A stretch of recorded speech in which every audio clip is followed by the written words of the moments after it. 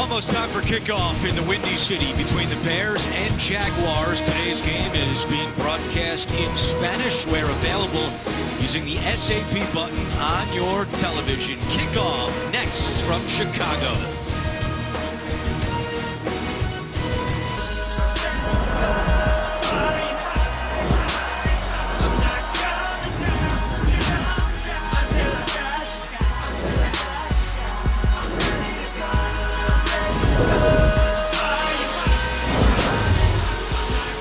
Gus Bradley in his fourth season as Jacksonville's head coach, just 1-12 in his career against the NFC. And on the other sideline is John Fox in his second year for the Bears, trying to win back-to-back home games. Something has to give in this one. The Bears have lost 11 of their last 13 at home, while Jacksonville has lost 17 of its last 18 road games. The Jaguars won the toss. They have deferred, so Chicago will start. Deontay Thompson back deep, awaiting the kickoff from Jason Myers. Week 6 of the NFL on CBS. We're underway from Soldier Field, and this will be a touchback. The Bears will start at the 25-yard line, and it will be Brian Hoyer once again making his fourth straight start for the injured Jay Cutler. Over 1,000 yards passing, 6 touchdowns, no interceptions, and the no interceptions with 140 pass attempts, the second longest streak in the NFL this season behind Dak Prescott of the Cowboys. Chicago, second in the NFL yards per play, but they have the third fewest points per game, just 17 per game.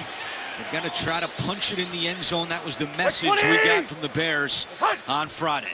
And Hoyer starting with a pass on first down, dangerous, but caught by Alshon Jeffrey. A gain of 11 and a first down for the Bears. As we take a look at the starting offense, Bobby Massey was questionable with an ankle injury. He will start today. And Zach Miller, the former Jaguar, going against his old mates. Yeah, he's been struggling with some rib injuries. We'll see if he can hold up through 4 quarters. First carry for Jordan Howard, the rookie, and he is taken down from behind by Roy Miller. As we look at this Jacksonville defense, Malik Jackson, the big offseason acquisition from Denver, 1 sack on the season. Keep an eye out for Miles Jack today. He is starting over Dan Skuta, who is active but still not 100% coming off a hip injury. And in the secondary, Deshaun Gibson was another question mark, but he's active and starting for Jacksonville. Yeah, they wanted to check him out this morning, see if he was going to be able to go. Tough day yesterday, but he's on the field today for the Jaguars. And nowhere to go again for the rookie Jordan Howard. Jacksonville with a late flag coming in. Wow, this flag came in very late. It's almost like referee, the Bears, Blakeman.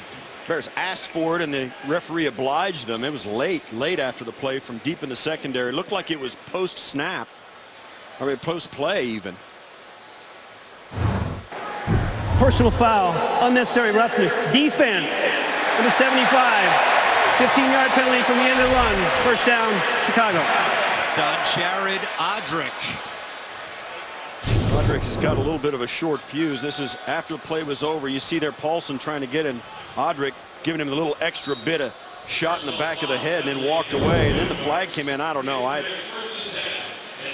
don't know. Well, already we're seeing a penalty on the Jaguars. They average over 10 per game, as Steve Berline highlighted in our open. Keep Cleat quiet. Well, 20. A couple plays in, we've already heard from Cleat Blakeman. Play action, Hoyer rolling right, throws, completes to Miller, but he's tackled immediately by Telvin Smith, third-year man out of Florida State. You really have to give kudos to this Jacksonville Jaguars defense. They really have played good football all season to this point. They've lost a lot of close games, but this defense only giving up a little over 300 yards a game, and they're making teams work for every single inch they get on the football field. All right. Second and 10, it's Howard. And Howard, again, tripped up right around the line of scrimmage. He gets a yard on the play. Tyson Alu with the tackle. Yeah, you said it, Steve Berline. This is a defense in Jacksonville that all of a sudden, they got a lot of draft picks get on the field, and they are very fast, particularly at the linebacker spot. Now, Postlosny may not be able to outrun people, but Miles Jack, Dante Fowler, 2 young guys got in there. And you know, Gus Bradley told us yesterday, and you put those guys on the field, and all of a sudden we're pretty fast at linebacker. You can see it. They're getting to the edge of that run game quick. Bears fourth worst third down offense. Jaguars fourth worst third down defense. It's 3rd and 9. Hoyer with time completes the pass short of a first down. It's caught by Eddie Royal, but Paul Pusluzny right there. It's 4th and short, and John Fox sends out his punter, Pat O'Donnell. Great discipline by the Jaguars. Watch 51, Paul Pusluzny. He knows where that stake is, and they did a great job sitting in their zones, giving up the pass underneath the yard to gain marker, and sure enough, Chicago's out there to punt the football, and that's good, solid Gus Bradley defense right there. Brian Walters is back deep to return the punt. Rashad Green, the normal punt returner for the Jaguars, inactive with an Achilles injury. Walters lets it bounce inside the 10 and down right there. That's just the 2nd punt this year by O'Donnell inside the 10-yard line. So the Jaguars will be backed up for their first offensive possession. We're back in a moment. Jaguars start their first drive at the 10-yard line. Play action on first down. Bortles on the move, throws, and it's caught by Allen Robinson. Bortles had a lot of success outside the pocket 2 weeks ago against the Colts, and he gets it going early here with a gain of 18. Well, he is a very athletic big man. You know, he's 6'5", 240 pounds, got a rifle of an arm, and right there on the move, he showed his athletic ability, delivers a strike to Allen Robinson. That's a good start for the Jaguars offense. Gives Jacksonville a little bit of breathing room.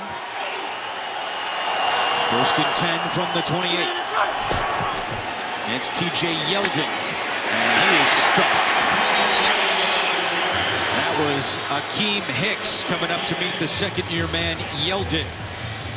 Blake Bortles, 7 touchdowns, 6 interceptions this season. So Bortles has a total of 7 turnovers in Jacksonville's first 4 games, although last time out against the Colts, he was turnover free. The road number's not pretty. 1 and 14 as a starter on the road.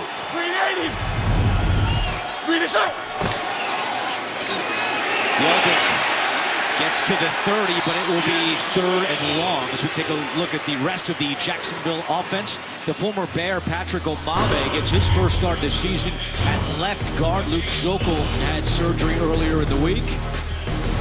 And Allen Robinson, already seen him with 1 catch, continues to emerge as one of the best young receivers in the NFL.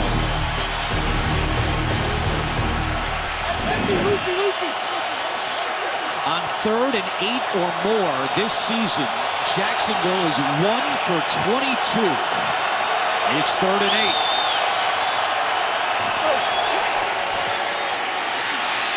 Bortles looking for Robinson again, and he's got it. So just the 2nd time this season the Jaguars have converted on 3rd and 8 or longer. It's a gain of 16. Well, it's going to be a great catch at the end of this. Great release, outside look. Look at this catch. It is a great catch. I like the throw even better. I mean, it was right in where it had to be, and that's twice when they really needed it on early downs. Robinson's come through. First play of the game got him out of trouble, and they're converted the big 3rd down. 2 catches, 34 yards already for Allen Robinson. On 1st and 10, Bortles to Marquise Lee. Gets away from 1 and gets the first down.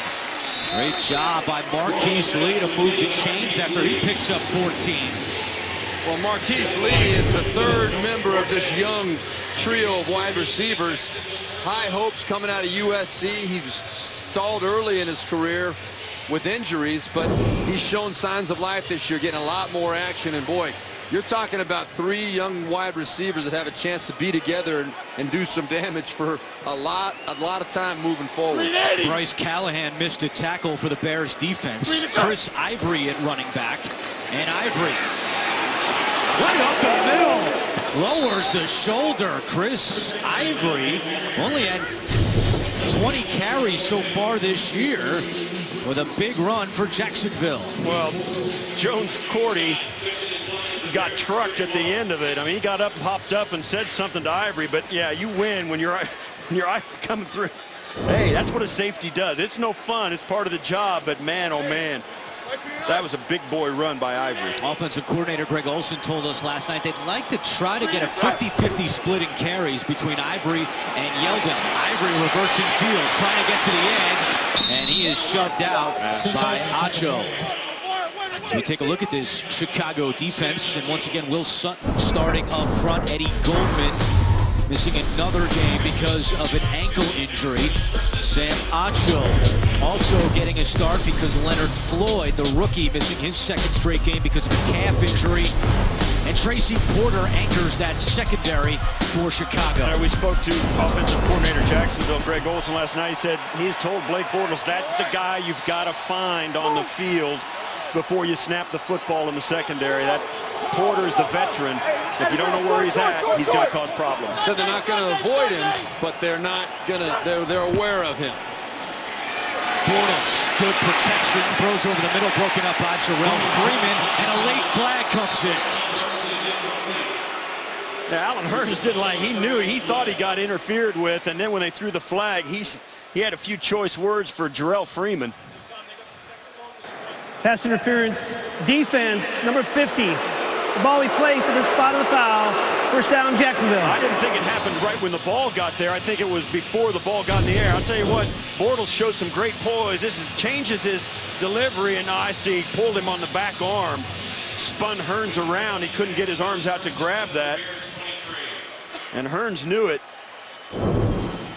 Jacksonville has gone 18 straight games without a touchdown on their opening drive. They're marching down the field here inside the 25-yard line, 1st and 10, with 7:14 to go in the first quarter. Bears showing blitz. Bortles gets rid of it quickly, completes it to Hearns, and Hearns spins away from Amos.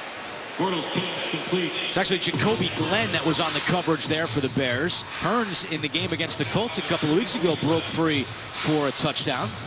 You know, in general, Blake Bortles is not a guy who's done very well this year against pressure, but you called it right there, Andrew. The Bears did bring a couple of extra guys, but right that time, Bortles knew exactly where he wanted to go with the football. That had a good, productive first down play as a result. Ivory remains the running back. It's 2nd and 6. And Ivory dragged down by Jonathan Bullard. We met with Greg Olson, the offensive coordinator, last night for Jacksonville. And, you know, coming off the bye, the Jaguars had some time to reflect and evaluate their first 4 games. And he told us we really need a renewed commitment to the run. They were putting too much on Blake Bortles, too much pressure on the quarterback to come up big on 3rd down. So look for more running plays today for the Jaguars. We've already seen more of Chris Ivory. Well, and they had the success 2 weeks ago against Indianapolis, 136 yards, and it just opens things up for the passing game, keeps them in desirable situations, much better offensive feel out there when they're running the ball. 3rd down and 4, Yeldon at running back, 3 receivers set. Bortles looking right, tossing one for the end zone, a lot of contact, and there's the flag. The intended target was Marquise Lee. It was Jacoby Glenn on the coverage. Well, he can throw his arms in the air all he wants, but it almost looked like he just threw the receiver to the ground. Pass interference, defense, number 39. The ball we placed at the spot of foul. First down, Jacksonville. All this takes place. There's always an official that watches these guys up close and personal. You'll see Marquise Lee getting down. That you can't grab him 5 yards down the field and push him over like that. That's an absolute non-starter. You can't complain about it. It's an easy call. The flag came out immediately. 2nd time on this drive, a penalty has given Jacksonville a 1st down. Now they have 1st and goal.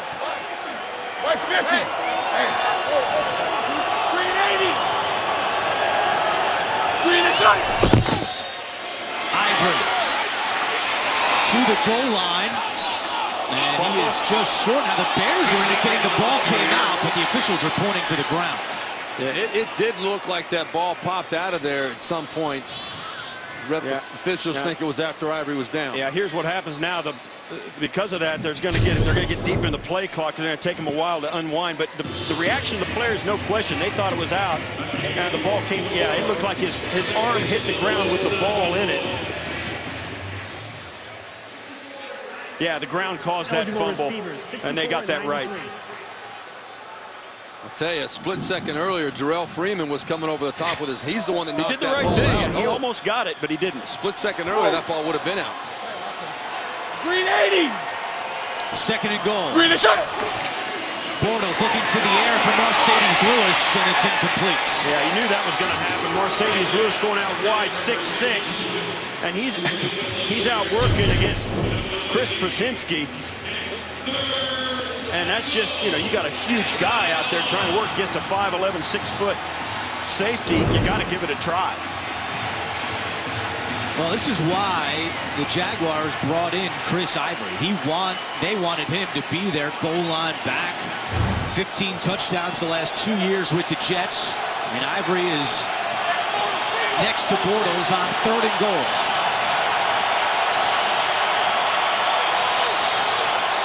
And a penalty comes in. Sam Acho thought the Jaguars flinched. And I think Sam's the only one that thinks that way.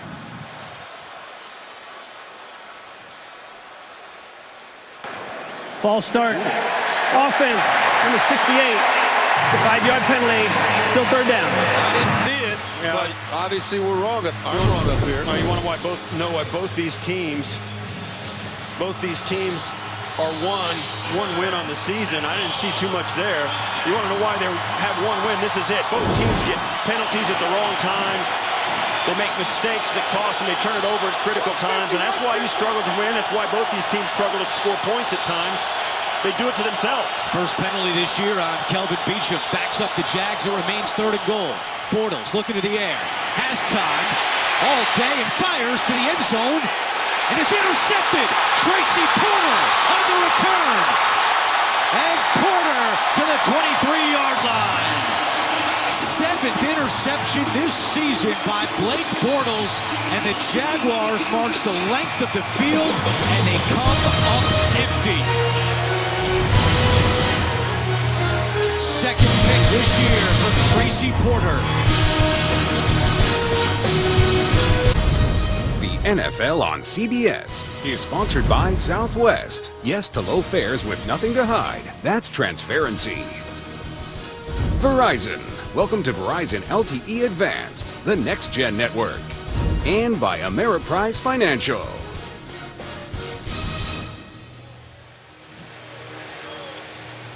Longest drive this year by the Jaguars in terms of yards and time of possession, and they come up empty. We'll show you the replay in a moment, but it's a ball that Allen Robinson needs to catch. So the Bears get it back, 1st and 10 from the 24. Hoyer completes it to Meredith, and he's immediately hit by Cyprien. Good job protecting Hoyer by the Bears offensive line as we go back to the interception.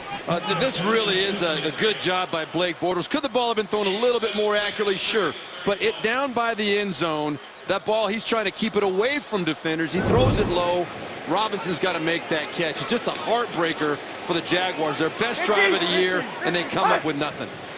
20. 19 straight games now for Jacksonville without a touchdown on their opening drive. Howard escapes from one, and Howard to the 35-yard line for a Chicago 1st down. Yeah, that's why Jordan Howard has really emerged as a really good back. What patience he shows here. Jacksonville moves down the line. You'll see everybody come down and follow this, but once they get there, Howard just waits, and then picks his way through for a nice gain, converts the 1st down. It's hard for a young back to do that when the speed elevates the way it does in the NFL, but Howard has done a great job. He averages 2.1 yards after contact, 8th best in the NFL. Howard again up the middle and gets close to the 40-yard line. Well, Jordan Howard has got his name on a pretty elite list. Matt Forte and Gale Sayers. Anytime you're on a graphic with Gale Sayers, you're doing something right. This is most scrimmage yards through first 4 career games. That's yeah, you're right. If you're on the screen with Gale Sayers, you win. That's great. Matt Forte, no slouch either. That's right. Black 88. Black 88. Hut. 2nd and 7. Hoyer on the move. Completes it to Royal in Jacksonville territory. Aaron Coleman caught up with him to make the tackle, but not before a gain of 16 for Eddie Royal.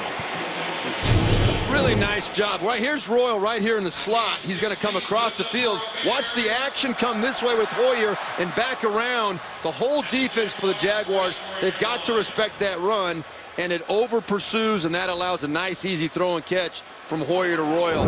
Very nice first down call and conversion for the Bears. Those two have great chemistry since Hoyer's been inserted into the lineup. Royal's now caught 20 of 22 targets from Hoyer, and we have movement on the line and a false start against the Bears. False start.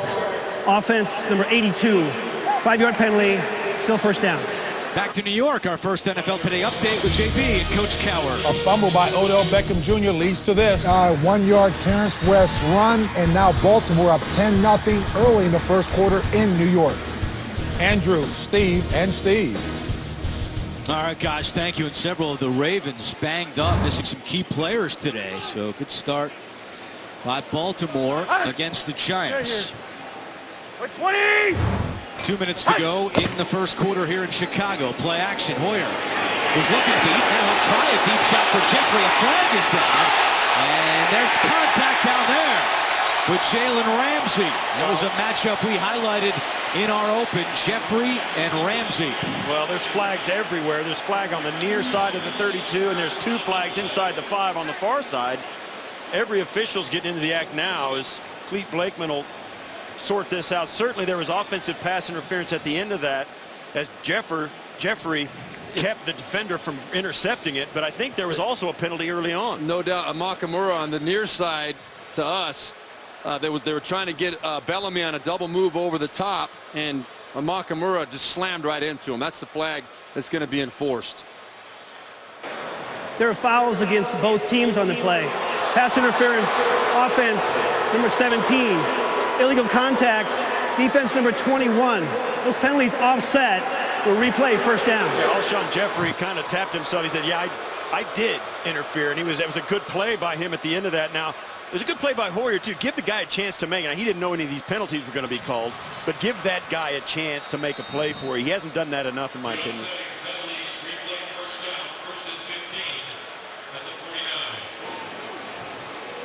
The ball at the 49-yard line of Jacksonville, 1st and 15.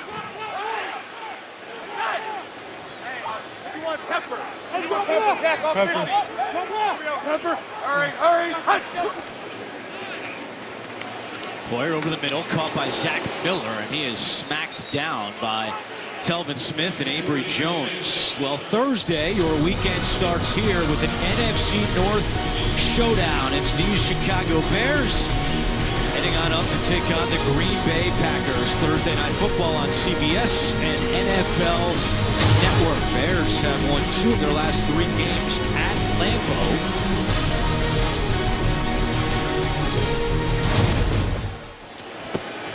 And it's Cameron Meredith on the reception, and again, Jacksonville's defense right there. That looked like Jacksonville had their heads in the Bear huddle. They saw that play coming, and Puzzlesny alerted the team to what was going to happen. Everybody's running this way. They see this play before the snap, and man, oh man, did they jump on it. You see the speed of that Jaguars defense, too. Well, they're a team that has had slow starts and struggled the last handful of years, so they got a lot of top draft picks on that field now defensively, and they can scoot, man. They can really fly sideline to sideline, and you see it. It's 3rd and 9. Hoyer looking sideline. Jeffrey's got it for a first down. Ramsey slipped on the coverage, and Alshon Jeffrey moves the chains for the Bears. And there you see Ramsey, really well established about this young first-round draft choice out of Florida State. He likes to jaw, likes to trash talk a little bit, but Alshon Jeffrey, I don't think is going to get caught up in it. He's just going to go about his business and try and school the young cornerback today, because they're going to be matched up most every play, I believe. It did rain overnight here in Chicago, as we showed you a chance of storms later this afternoon. Tarp was on the field for much of pregame. Hoyer taking a shot. And it's incomplete. Jeffrey had some separation from Ramsey. Well, you talked about it last throw down the field, that when they called the PI on Alshon Jeffrey, Hoyer gave him a chance at least to make a play. Here, no excuse to put this ball over the top and out of the end zone. Alshon Jeffrey one-on-one against the rookie. You got to give him a chance to make that play. I'll tell you what, Jalen Ramsey's getting a little bit of a lesson here on how a guy who's been in the league and is the #1 guy runs routes. He's following Jeffrey around, although Jeffrey came off for a breather. He's learning some things right now in this early going. First incompletion for Hoyer. He had started 8 for 8. Hurry, hurry, hurry. 4 seconds left in the first quarter. Howard gets away from Odrick, but not from Malik Jackson. And that is the end of the first quarter. No score between the Jaguars and Bears. We're back to Chicago after these messages. You're watching the NFL on CBS. Back in Chicago, be the first to know your team's news with the CBS Sports app. Get instant updates, expert analysis, highlights, much more. Download the CBS Sports app today. Start of the second quarter at Soldier Field between the Bears and Jaguars, and Chicago is faced with 3rd and 12. They're at the Jacksonville 27-yard line. Hoyer in the shotgun. And a flag comes in, and Cameron Meredith jumped from his wide receiver position. False start. Offense, number 81, 5-yard penalty.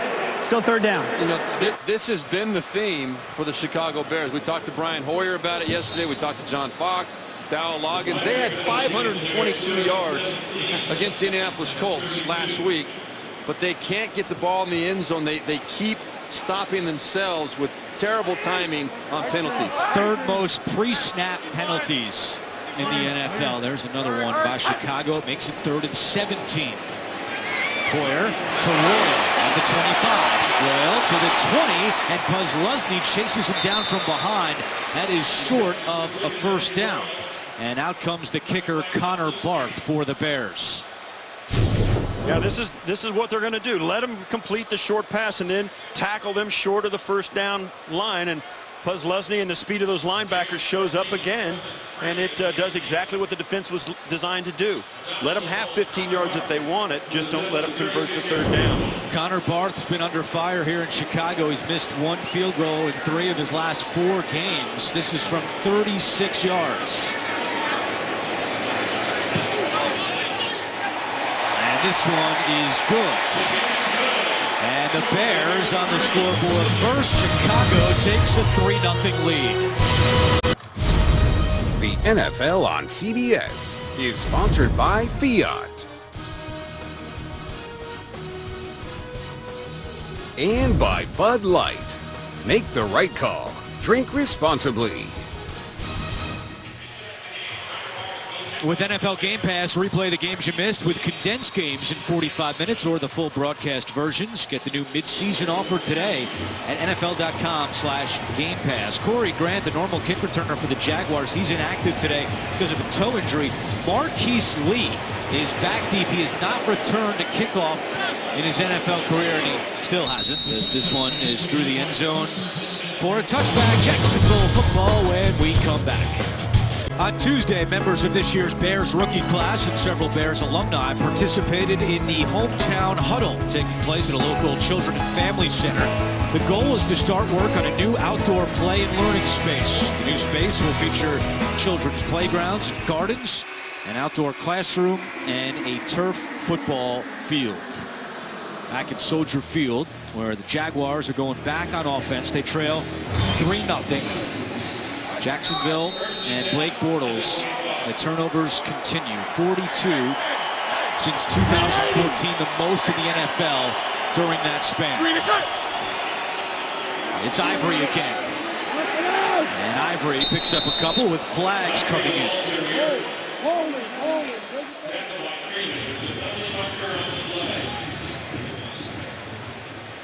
Appears to be a hold against Jacksonville. Holding. Offense, number 78. 10-yard penalty from the previous spot. Still 1st down. And that is on the right tackle, Jeremy Parnell. The 4th time this year he's been called for holding. I was working against Akeem Hicks. And just, boy. That's tough. I mean, I don't know it's a change of direction. He just really, I didn't see his arm extended grabbing. I think he just kind of fell on top. But the referee obviously saw something we didn't there. Ivory. Nowhere to go for Chris Ivory. And I hate that play call.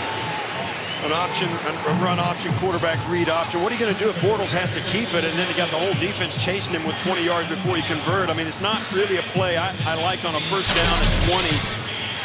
It's just, I mean, I think you got to throw the football on first down. You got to be balanced. Now you got second and 20, and you waste it down. Well, you run a draw play or a screen pass, something that gets the defense spread out, and you want to pick up at least half of it. Green 80. Green, that's right. Bortles, pressure coming, steps up, fires. What a catch by Robinson. Allen Robinson up to the 32-yard line. Bortles let it go just in the nick of time. It's a gain of 15. Well, once again, I don't like this play call. It's a play action, and you got a 20-yard thing to gain. They're even going to honor the run, but wow. Hearns does Robinson does an outstanding job. Look at that catch to give him a chance to 3rd and 5. And that's a great throw and catch once again by these Jaguars, who really seem to be hitting on all cylinders. They had one possession in the first quarter, went the length of the field, it ended in the turnover. Trying to extend this drive. It's 3rd down and 4.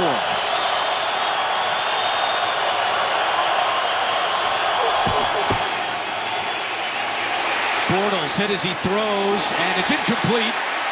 Jaguars thought maybe a penalty on the sideline. Pass was intended for Julius Thomas. You know, I thought so as well. I did too.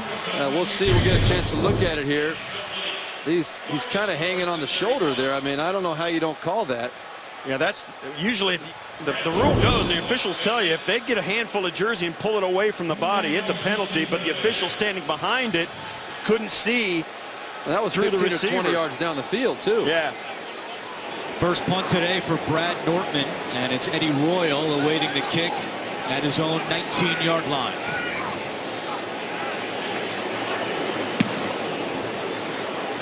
This one drives Royal back to the 8. And he's taken down inside the 15-yard line. A 60-yard punt for Brad Nortman, who had a 78-yarder last time out against the Colts.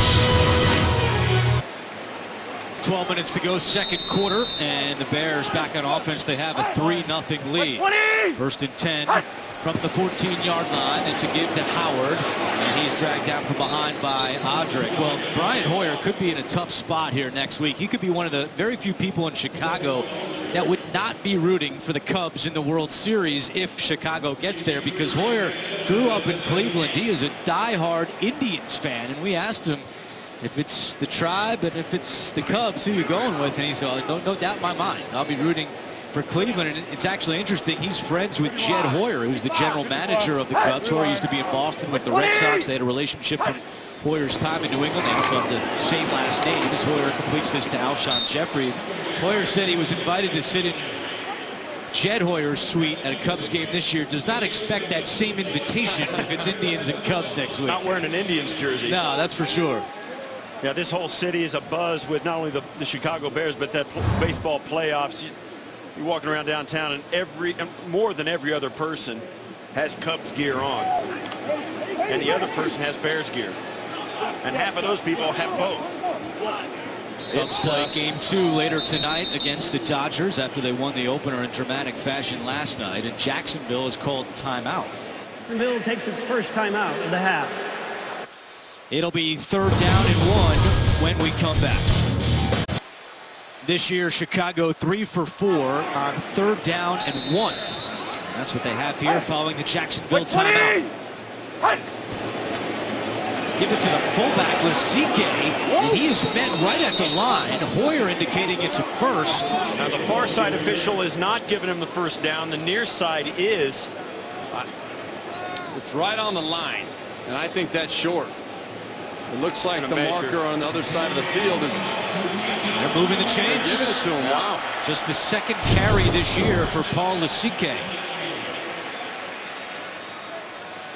Yeah, it's like always, you just disappear into all the bodies, and you always get pushed back, but it's how far forward you can get, and they gave him the first line. I think it's impossible to tell, but it's almost impossible to stop those plays as well. Kadeem Carey in at running back. Slow start for Jordan Howard, who's got 7 carries for just 9 yards. So So Kadeem Carey gets a chance here, and he's got a little bit of daylight up the middle. Lunges ahead to the 30-yard line. Tonight on CBS, NCIS Los Angeles faces off against an assassin. Don't miss an action-packed new episode tonight after 60 minutes, only CBS.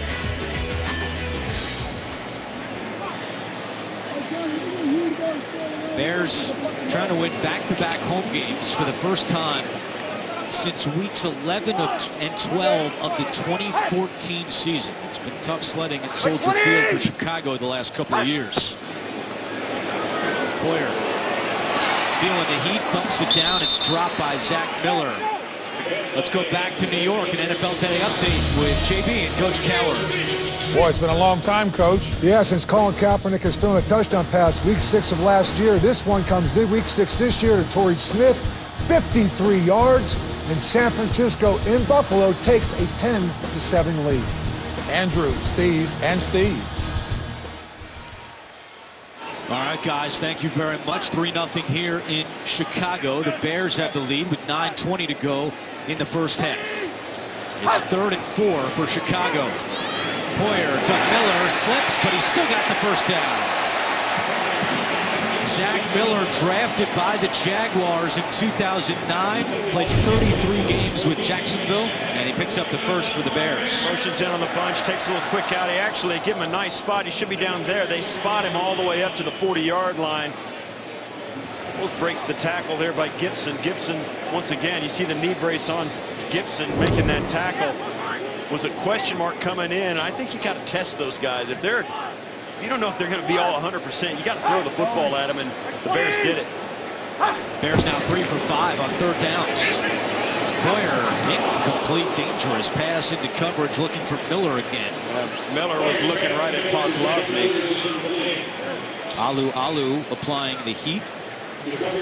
Hoyer has not thrown interceptions. I mean, he's got a great streak going. I mean, look here, and I have a hard time with these graphics because you know as soon as we show it, the guy's going to make a bad decision and throw it right into the arms of a defender, but he has got it going on. Hoyer has come in and really energized and has stayed away from the mistake, and that's been why this offense, at least in Chicago, has played well and moved the football. That's why I let you read the graphics, so no one can blame you if Hoyer throws a pick. You know it's going to happen. I hate that. 2nd and 10. Here's Howard. Again, not much room for Howard. His long run so far in the first half is 5 yards. Yeah, it's been interesting because we've been talking, about the Bears, and they have moved the football with Hoyer and Howard. Cameron Meredith has exploded. We talked about in the open, but they can't score points. And you see both these teams, I mentioned it earlier, as you see Jay Cutler there, the starting quarterback on the sideline. Both these teams with 1 win on the season. We've seen it. Jacksonville did it to themselves with an interception, and the Bears having trouble converting with penalties in the red zone. 3rd down and 8. Jaguars showing blitz. Chicago 2 for 2 on 3rd downs this drive. Hoyer with a hand in his face, still completes it, and Alshon Jeffrey breaks free. Jeffrey pushed out of bounds by Cyprien, but a gain of 27 for Alshon Jeffrey. And Jalen Ramsey again on the coverage, missed a tackle. A super nice job by Brian Hoyer right here. You don't see the pressure coming on him, but Alshon Jeffrey getting physical with Ramsey. He's a big guy. Ramsey's got to do more than try and touch him with his hands, but you see Hoyer right there. The Jaguars came with a really nice delayed blitz, had 2 guys coming free right in Hoyer's face. He still delivers a strike on the outside. Big play for the Bears. Not only is Hoyer not throwing interceptions, but he's only been sacked 3 times. Now looking deep for Miller, and it's incomplete. Cyprien on the coverage for Jacksonville. This was a play where they were going to take a deep shot, and then you saw as Hoyer dropped back, he was going to go to the near side and try and find the big tight end Miller. But when that was broken off, he looked to the backside for Jeffrey, and that was covered up as well. The athletes in the back end and the front 7 of Jacksonville really doing a nice job staying up with him, with the exception of Jalen Ramsey trying to hang on to Alshon Jeffrey. And now Hoyer has thrown the most passes in the NFL this year without an interception. Dak Prescott and the Cowboys play later today, but now 156 for Hoyer without a pick. 20! 2 on the play clock. It's Kadeem Carey. Smith takes him down. Back to New York. An NFL Today update. JB and Coach Cowher. Boy, you don't want Drew Brees to get hot. How about Drew Brees first half? 2 touchdowns. This one to Michael Thomas, 9 yards out. He's already got 154 yards. And what is going on in Carolina? They trail 21-0. Wow. Back to Andrew Catalon. That is $1 million question right now, Coach Cowher. What is going on with the Panthers?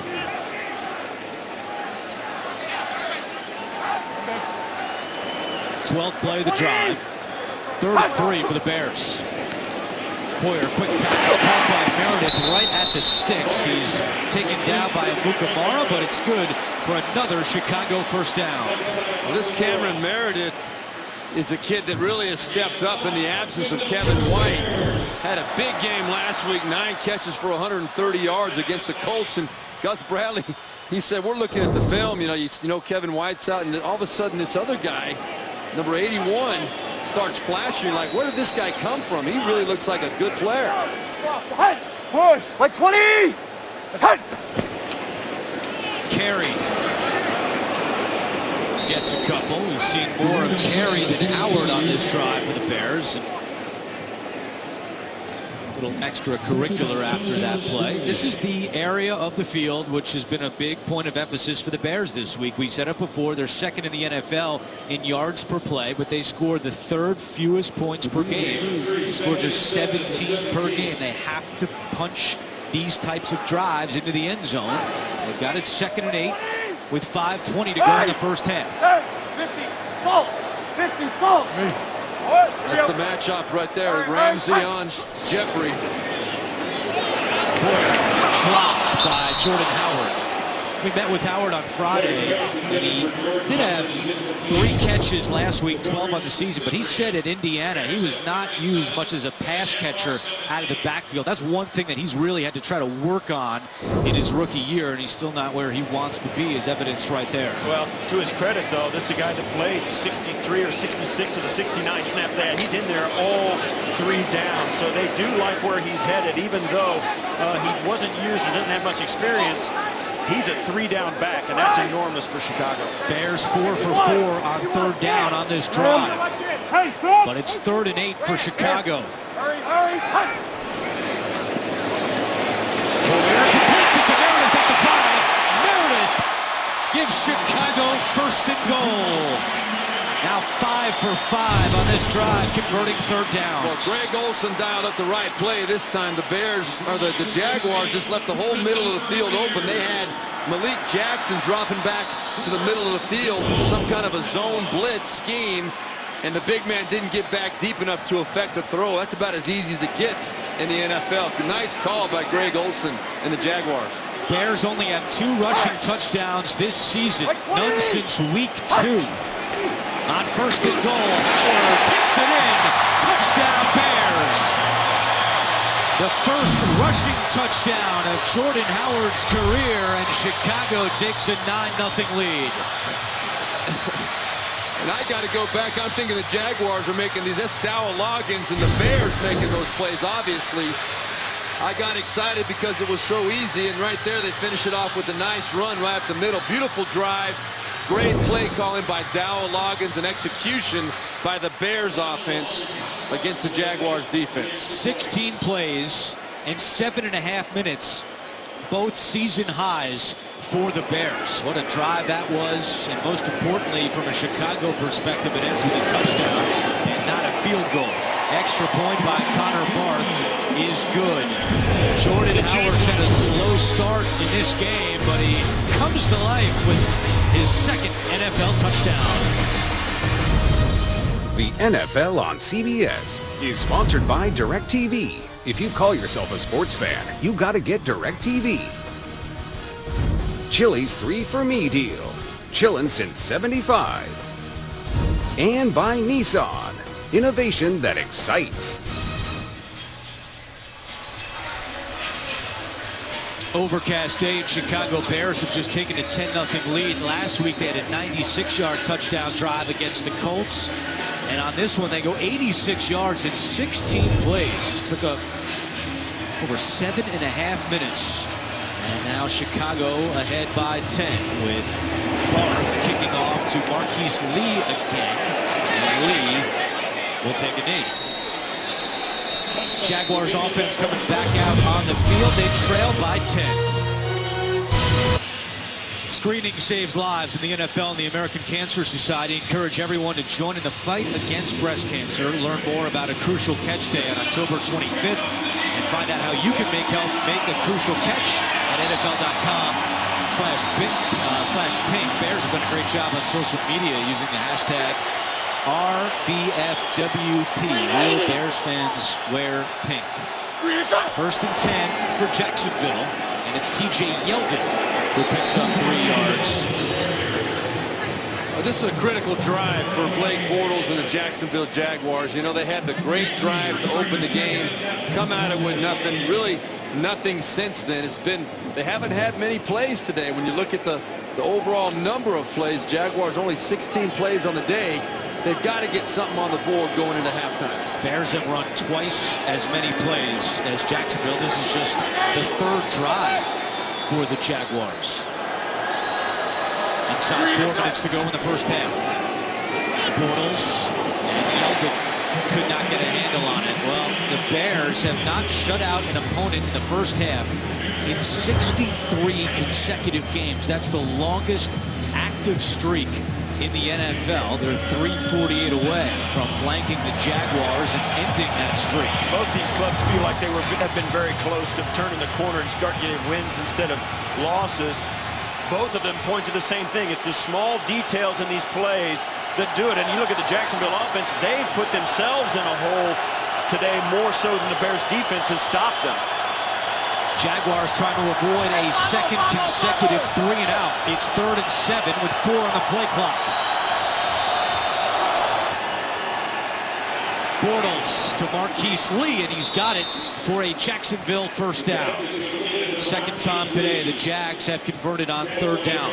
Well, you think back how this first half has gone for Jacksonville as Blake Bortles took them down the field on their first drive all the way from inside their 10-yard line to a goal-to-go situation and through the interception, which should have been a touchdown. And then they came out, got a 1st and 20 with a penalty, and did it to themselves. Couldn't convert that. It was a 3-and-out. And now, finally, in their 3rd possession of the half, going into halftime, they've got it going on again. Yeldon on first down. This Bears run defense has looked very good today. They've held the Jaguars to just 27 rushing yards. And Greg Olson told us, the offensive coordinator for the Jaguars, told us that that running game that came to life against Indianapolis, they really needed to count on that. They were expecting to be able to move the ball on the ground against this Bears defense, but they have not had a lot of success or a lot of plays. Jaguars have 2 timeouts remaining in this half. They use one on defense. Bortles in trouble and he's sacked. Willie Young with his team-leading 5th sack of the season. Well, when you're expecting a defensive end to be blocked by a tight end, like right here, that's Julius Thomas. He is not going to be able to hold up against a defensive end, especially with the quarterback trying to roll out that way. That was a lack of execution. Either Julius Thomas was supposed to be outside, forcing Willie Young inside, or that was just a bad design on the play. Bears had a season-high 5 sacks last week against the Colts, including 3 by Young. He tacks another one to his total at the 2-minute warning. Coming up on the Verizon Halftime Report, join JB, Tony, Bart, Boomer, Coach Cower. All the latest NFL scores and highlights. Also a preview of Thursday Night Football. It's all coming up on the Verizon Halftime Report. 3rd and 16. And Bortles, his pass is ruled a fumble. That's got to be incomplete. Allen Hurns is still down on the ground. He took a big hit, could not hold on to the football, and Hurns is now being attended to. It was Harold Jones-Corte who leveled Hurns. Brings up 4th down. We saw earlier in the day, Jones-Corte took a shot on the running game, probably anxious to get a little bit of it back. Great throw. Hurns just got stripped of the ball. Trevathan comes in as a linebacker, and he actually... That was helmet to helmet. Watch at the end of 59 comes right. Well, I couldn't tell. It looked from the other angle. It looked like it was helmet to helmet. And Hearns is up on his feet. We'll step aside and come back in a moment. The NFL on CBS is sponsored by FedEx, helping small businesses simplify e-commerce. And by Geico. 15 minutes could save you 15% or more on car insurance. Because of the injury inside 2 minutes, Jacksonville was charged a timeout, so they have one remaining. And now Allen Hearns is being evaluated on the Jacksonville bench. You can see it's a good sign he's up walking around, but he took a big shot from Danny Trevathan. Nortman is out to punt, and Eddie Royal back deep on 4th and 16.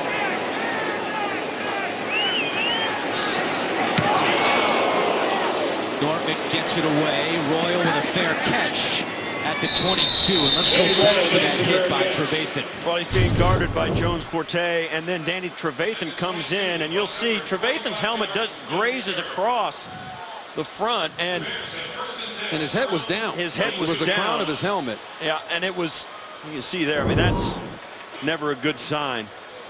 In this day and age, I think a penalty or that kind of a play is going to have the penalty called more often than not. There definitely was head-to-head contact. Trevathan's head was down. Well, fortunately, Allen Hearns is up walking around on the sideline. But I think what will happen is Trevathan will probably get a little note in a FedEx package that with a bill in it. So 3 timeouts for the Bears, 1:47 to go, and Hoyer's pass is incomplete. Eddie Royal slipped. Paul Posluszny was almost there to make that play. 4th drive today by Chicago. First one was a punt, but they've scored 10 points on their last 2 drives. Brian Hoyer is 14 for 20 for 143 yards. And he hands it off to Howard. And Howard is dragged down by Malik Jackson. And Chicago just content with letting some time tick off the clock. Jacksonville with only 1 timeout remaining. Yeah, this is, you're exactly right. You got a 10-point lead. Come right there all the way down the line. That's a great play by Malik Jackson. He is a big guy who can run right down the line. 6'5", 300 pounds, and he ran that play down. That's the kind of athletes this Jacksonville team has defensively. 3rd down and 6. Bears are 6 for 8 on 3rd downs. They've made 5 in a row. Hoyer. That's caught by Jeffrey for a first down right in front of Jalen Ramsey. 5th catch today for Alshon Jeffrey. He's got 77 yards receiving in the first half. Well, it's not getting any better for Jalen Ramsey. Alshon Jeffrey is really having a good first half. Bears hustle to the line on 1st and 10. Hoyer, and that one is incomplete. Intended for Meredith, and it was Prince Amukamara on the coverage. That stops the clock with 36 seconds to go. Yeah, coming into this game, Chicago was 29th in the NFL on 3rd down percentage. They were 2 of 9 against Indianapolis. Indianapolis is not a good defense. And today, against a much better Jacksonville defense, they've converted as much as they've needed to. I mean, this is the Jaguars defense, the one area they've struggled is 3rd down. They're 29th in the league on 3rd down despite all the other numbers. So the Bears taking advantage of that today, exposing them. 2nd and 10. Hoyer, sideline, Jeffrey, he's got another 6th catch for Alshon Jeffrey. Remember all those whispers about Hoyer wasn't finding Jeffrey enough? Well, number 6 for Jeffrey today. Don't forget, coming up on the Verizon halftime report, JB, Tony, Bart, Boomer, Coach Cowher. They'll have all the latest NFL scores and highlights. Also a preview of the Thursday night game between these Bears and the Packers, all coming up on the Verizon halftime report. Last week, Alshon Jeffrey had 5 catches for the game. Already more than that here in the first half. He's got Jalen Ramsey shaking his head already, too. He's got him confused right now. On 1st and 10. Hoyer looking for Meredith. Then Amukamara, stride for stride. Was he too close? A flag is down. Yeah, this really changes everything now for the Chicago Bears. We said earlier in this drive they were going to be content to run this football, see how it went. Well, with those completions, now with 25 seconds left, and now what looks to be a pass interference penalty or an illegal contact penalty, they're thinking score.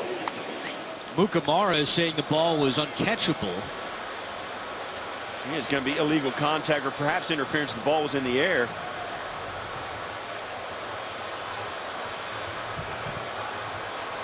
It was actually a busted route by the Chicago Bears. You had two receivers going to the exact same spot. The pass is deemed to be uncatchable, so there is no foul on the play. Brings up second down. John Fox does not agree with Clete Blakeman. The reason it, and I read the official, they think Meredith might have stepped out of bounds. The official had his hat off, so Meredith became ineligible. The question is, whether the contact prevented Meredith from getting to where that ball might have been catchable. Well, the point is Meredith, he was out of bounds, so he was ineligible, and that therefore was uncatchable by Jeffrey coming across. So the only eligible receiver was way away from the play, and that's why there was no penalty. 25 seconds to go. Pressure coming. Hoyer gets rid of it. It's incomplete.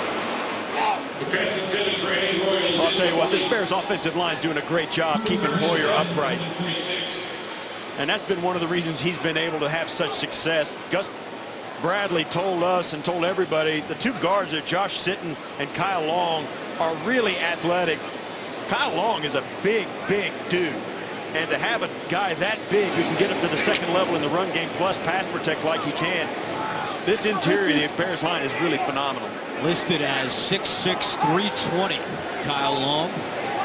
Now 3rd and 10 for the Bears. Hoyer incomplete. Meredith running an out route, and now 4th down, and the punter Pat O'Donnell will come out for Chicago.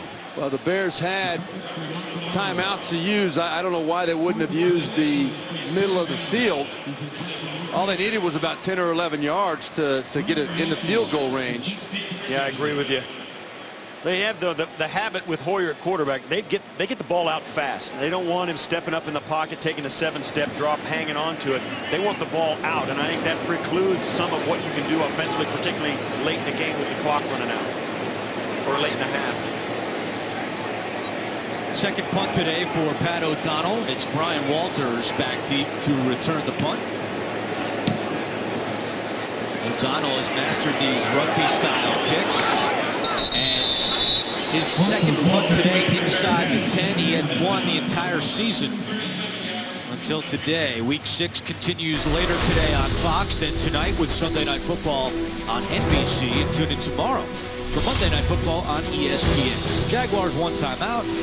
Expect them just to take a knee with 11 seconds to go in the first half. And yes, the Bears on the verge of ending that longest streak in the NFL without shutting out opponents in the first half. 63 straight times their opponents have scored in the first half, but the streak with Jacksonville taking a knee is finally over. Blake Bortles, 6 of 11, 78 yards and 1 interception in that first half. And the Bears go into the locker room with a 10-0 lead. We'll be back with the Verizon halftime report after this message and a word from your local station. You're watching the NFL on CBS.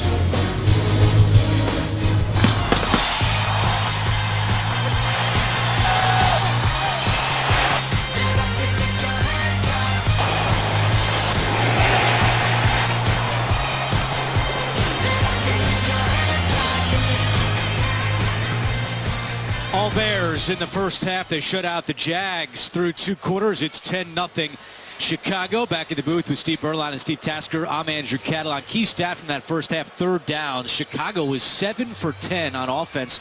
Jags just couldn't get off the field, and they're down by 10. And why is that so significant? The Jaguars have run only half as many plays as the Bears. The Bears have 40 plays in the first half, 70% on 3rd down conversion.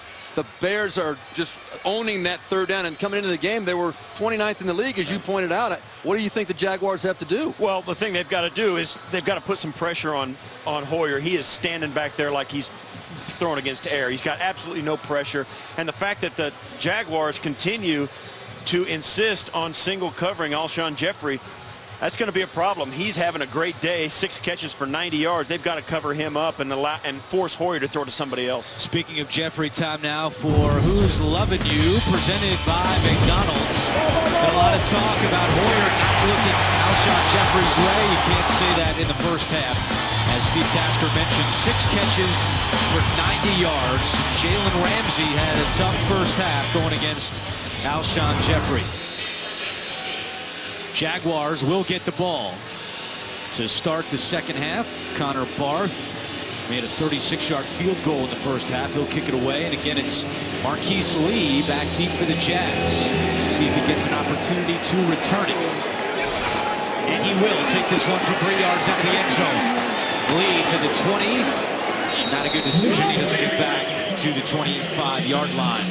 Let's take a look at some more of the halftime numbers. Jaguars less than 100 yards of offense. Steve Berline mentioned the plays as well. 40 for the Bears, only 22 for Jacksonville. You look at all of them, time of possession, all of it, and you combine that with the fact that the Jaguars had the frustrating end to their initial drive. Everything was going so positive. It's hard to go into a locker room with only negative things to talk about. But they've got a whole half of football only to make up 10 points. Bortles looking to the air, and over the middle, the pass is incomplete. Intended for Allen Robinson after a 4-for-4 start. Blake Bortles is now 2 for his last 8 with an interception. When we talked to Greg Olson, he said it's constantly something with Blake Bortles he's got to do. They've got to work on his mechanics, and his accuracy is one of the things that really stands out. The throw like that was behind Allen Robinson. It could have been caught, yes, but that ball needs to be delivered more consistently and in a good spot for the receiver to catch that ball. Yeldon. Nowhere to run for Jacksonville today. They have just 27 yards on the ground. Well, I think both these teams, you think about it, it's one of the rare times in the NFL during the scheduling where both these teams come in having their last game been against the same opponent. Jacksonville beating Indianapolis in London and actually ran the football very well against them. And, of course, the Bears losing a tight one here to Indianapolis last week. Neither one of these teams should really feel like they got anything done offensively against that defense. Indianapolis has struggled, but both of them felt like they were turning the corner because of their success. 3rd down and 9. Bortles out of the shotgun. Acho coming with pressure. Bortles incomplete. Looking for Julius Thomas, and about the worst thing the Jags could do would go 3 and out. That's exactly what happens here, second time today. And again, we're talking accuracy, all right? Here's Julius Thomas right here. All he's going to do is run up and run. And there's nobody in Blake Bortles' lane to affect this throw. It should have been right on Julius Thomas right there out of the break. It's high and in front of him. Those are the plays that you have to make on a regular basis. That's the difference maker for Blake Bortles right now. He's 6 for 13, and here's Brad Nortman. His 3rd punt of the day. Eddie Royal backtracks to the 20. Flag is down as Royal gets to the 29-yard line. There's actually now 2 flags on the play.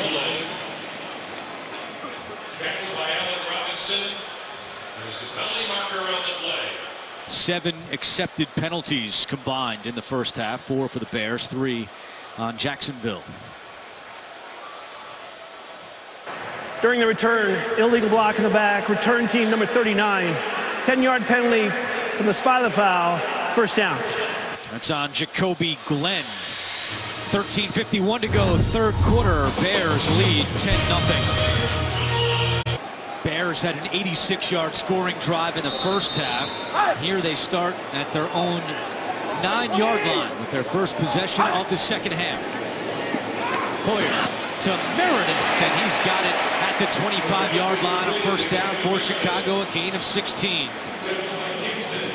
And you see the difference here. Now, Brian Hoyer coming out the second half. He's a guy that is a high percentage completion guy. Same type of throw to start the second half off for him, but Brian Hoyer delivers a catchable ball, and the Bears are off and moving now. 50. All right, Harris, hut.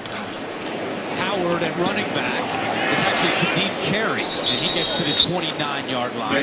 That's the 4th carry for Carey, and Howard just 10 carries for 16 yards. Jacksonville's defense did a good job on the rookie who's rushed for over 100 yards in each of the last 2 games. The big story, though, is what we spoke about at halftime. 3rd downs. I mean, the Bears just stay on the field offensively. They've limited Jacksonville's opportunities, so they not only have they not had success? They can't even find a rhythm offensively, and that it's carried over into the second half with a 3 and out on their first drive, and the Bears once again just methodically moving the football.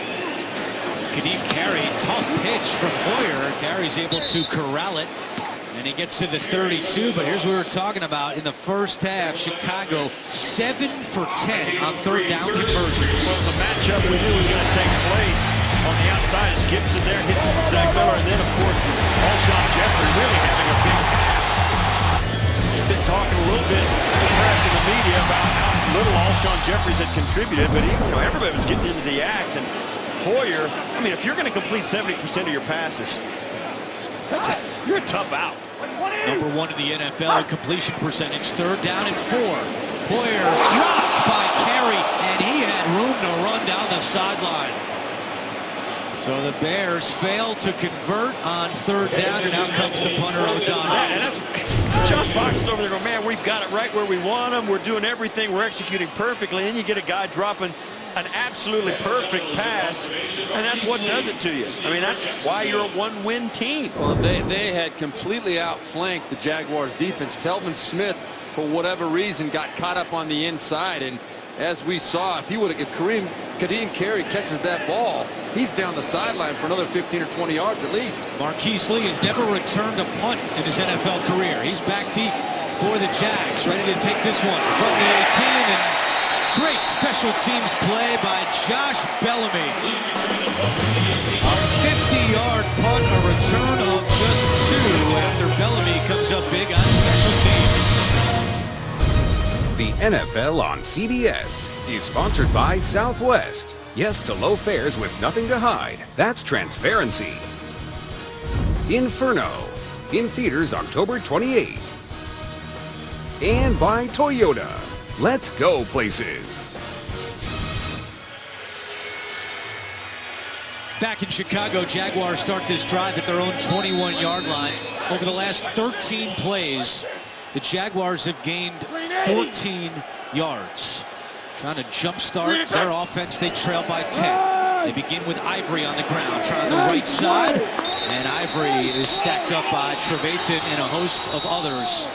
Ivory was down. That's not a fumble. How about the Jaguars? On their first drive today, they had 6 first downs. Since then, they have 1 first down on their last 4 possessions.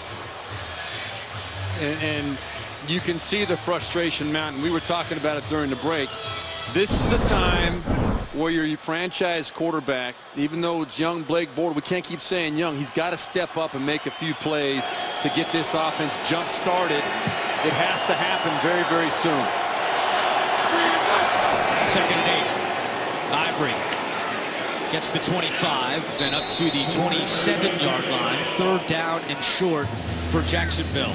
Yeah, and right now, the reason this is so frustrating for Jacksonville, and the reason the Bears are doing it, they're stopping the run with 6 guys in the box.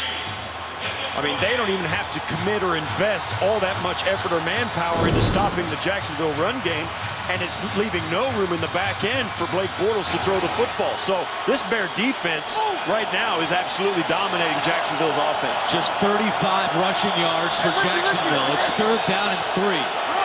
Empty backfield. Bortles in shotgun formation.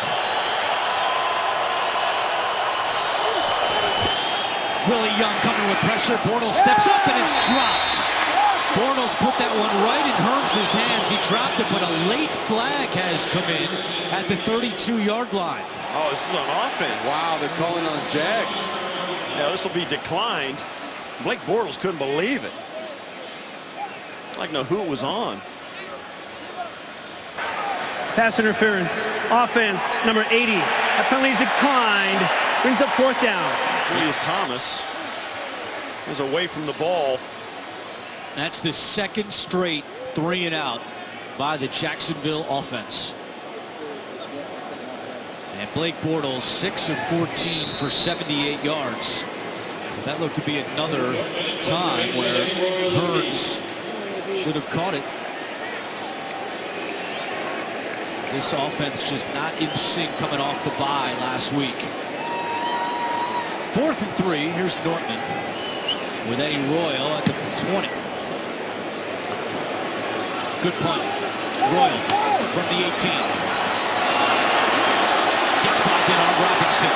Royal is pushed out of bounds at the 28 after a 53-yard boot from Brad Nortman. 10-10 to go. Third quarter. Chicago leads by 10. Jay Cutler watching for the 4th straight game. Sprained right thumb, not 100%, has not been cleared yet by the doctors. John Fox said until Jay is 100% good to go, we do not need to make a decision. Right now, Hoyer has been looking good, but that pass intended for Jeffrey is incomplete. And that is going to be an interesting decision when the time comes, assuming that Hoyer continues to play at the level that he's playing.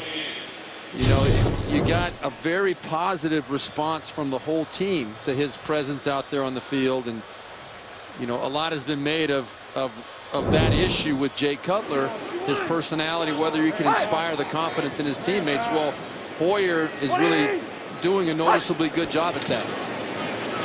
On second down, it's Kadeem Carey. He gets to the 31-yard line. John Fox has made it clear it's performance-based, and it's hard to argue with the numbers that Brian Hoyer is putting up. That's right, but you got to win. And if the moment happens where no matter how good Hoyer's playing, that he thinks Jay Cutler's going to come back in and plug back in. If they're not winning, he's not going to lose anything by putting Jay Cutler back in there. He's a guy making a lot of money, and I know people don't like to hear that. It is a factor. And it's an interesting conversation, particularly here in Chicago, when they're not winning, and yet their offense is playing so well. 3rd down and 7. Pressure coming by Jacksonville. Hoyer is smacked, and that is incomplete. Brian Hoyer took a big shot as Jacksonville brought the heat. It looked to be Dante Fowler getting back there first for Jacksonville. Right. That was Dante Fowler coming up the gut. Malik Jackson off the outside. Ngakoue off the outside. Yeah, Yannick Ngakoue, excuse me. Dante Fowler up the gut. Both of them had a clean run right at Brian Hoyer. That's the first time that we've seen that kind of uncontested pressure coming in Hoyer's face. So the Jaguars defense does its job as O'Donnell is back out to punt with 9:24 to go in the 3rd quarter. Movement on the line. There's got to be procedure. Now they may say that the Jacksonville moved in, but it's 4th and 7. So it would not give Chicago a first Neutral down. zone infraction. Defense number 16. It's a 5-yard penalty. It's still 4th down. Yeah, you get to this 4th down on a 4th and 7. One reason they got to is because Jacksonville brought pressure. Now, the problem is they should say, hey, bring pressure more often. They don't want to do that when it's 3rd and 3. They bring pressure when it's 3rd and long, and unfortunately for Jacksonville, they haven't been 3rd and long very much. Penalty makes it 4th and 2. Again, Marquise Lee back deep to return the punt.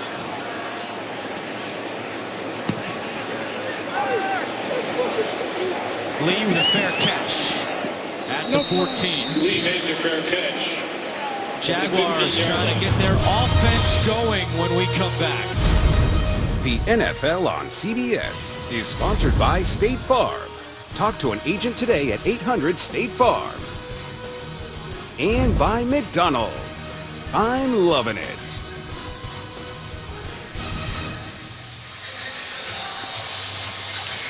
Third quarter at Soldier Field, 9:16 to go in the 3rd. Blake Bortles has thrown 4 straight incompletions. He's 2 for his last 10 after starting 4 for 4. Jaguars start this drive at the 15. They have not started a drive inside the 20 this season and gone on to score a touchdown. Trying to change that here, but Ivory going the wrong way on 1st down. Christian Jones meeting him in the backfield. It's interesting because you see Jacksonville all of a sudden after a really sharp-looking first drive of the game where Bortles was 4 for 4 before throwing what should have been a touchdown ending up in an interception. Now they have struggled mightily against this Bears defense, and you think, you know, something has got to change for this Jacksonville offense. You think of what adjustment they can make, but really the only thing is they got to complete some passes and make some plays. Bortles and Marquise Lee makes the catch, tripped up by Bryce Callahan. It will be 3rd down for Jacksonville, and this Bears rush defense Going back to Steve Tasker's point, they're 24th in the NFL. They give up 118 yards per game on the ground. Jacksonville is just 35 rushing yards, and that's affected them in the pass game. We met with Greg Olsen last night. He said, we get the ball going on the ground, we'll take some deep shots. They haven't had that opportunity because they can't get their ground game going, and now faced with another third down. It's 3rd and 4. Just 2 for 7 on third downs today. Bortles rolling right, throws, and that pass is incomplete. Another 3 and out by Jacksonville, their 3rd straight 3 and out. Well, it's always about run and stop the run, and this Bears defense, they're stopping the run. Yeldon has not been able to get going. You see this, I mean, they are just mucking everything up in the middle of this Jacksonville offense. They cannot run downhill. They can't get to the edge. John Fox's crew doing an outstanding job just bottling up this Jacksonville run game, and that leads to all the lack of success every place else in the Jacksonville offense. And this is going to start to hurt the Jacksonville defense because they've been out in the field so much. 3rd straight 3 and out. They're going to have to go right back out there and try to take the ball back for their offense as Nortman takes the snap. Eddie Royal comes way up, short punt. Royal's going to let it bounce. Bounces at the 44. Does take a Jacksonville roll all the way to the 20. That's why you got to catch the punt in the NFL. You got to make every attempt to field those kicks. A 59-yard punt for Nortman. Saturday, the best game from the best conference trots out Trevor Knight and the Aggies of Texas A&M against Jalen Hurts and the #1 Crimson Tide. Festivities start with college football today. Well, that last punt by Nortman bounced 22 yards, which is longer than any play Jacksonville has run on offense so far in this game. Their longest play is an 18-yard completion from Blake Bortles to Allen Robinson. Yet, who comes up with these stats? We have our ace statistician Mike Notaro and our crew in the truck all over it. That said, it's still a 10-point game. Exactly right. That's the point from the Jaguars' perspective. It's Howard, and he stretches out to the 24-yard line.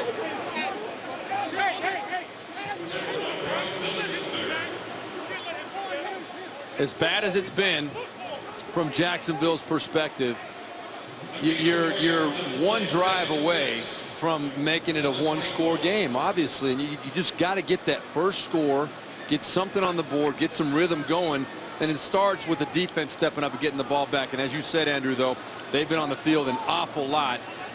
That's too much pressure on the defense.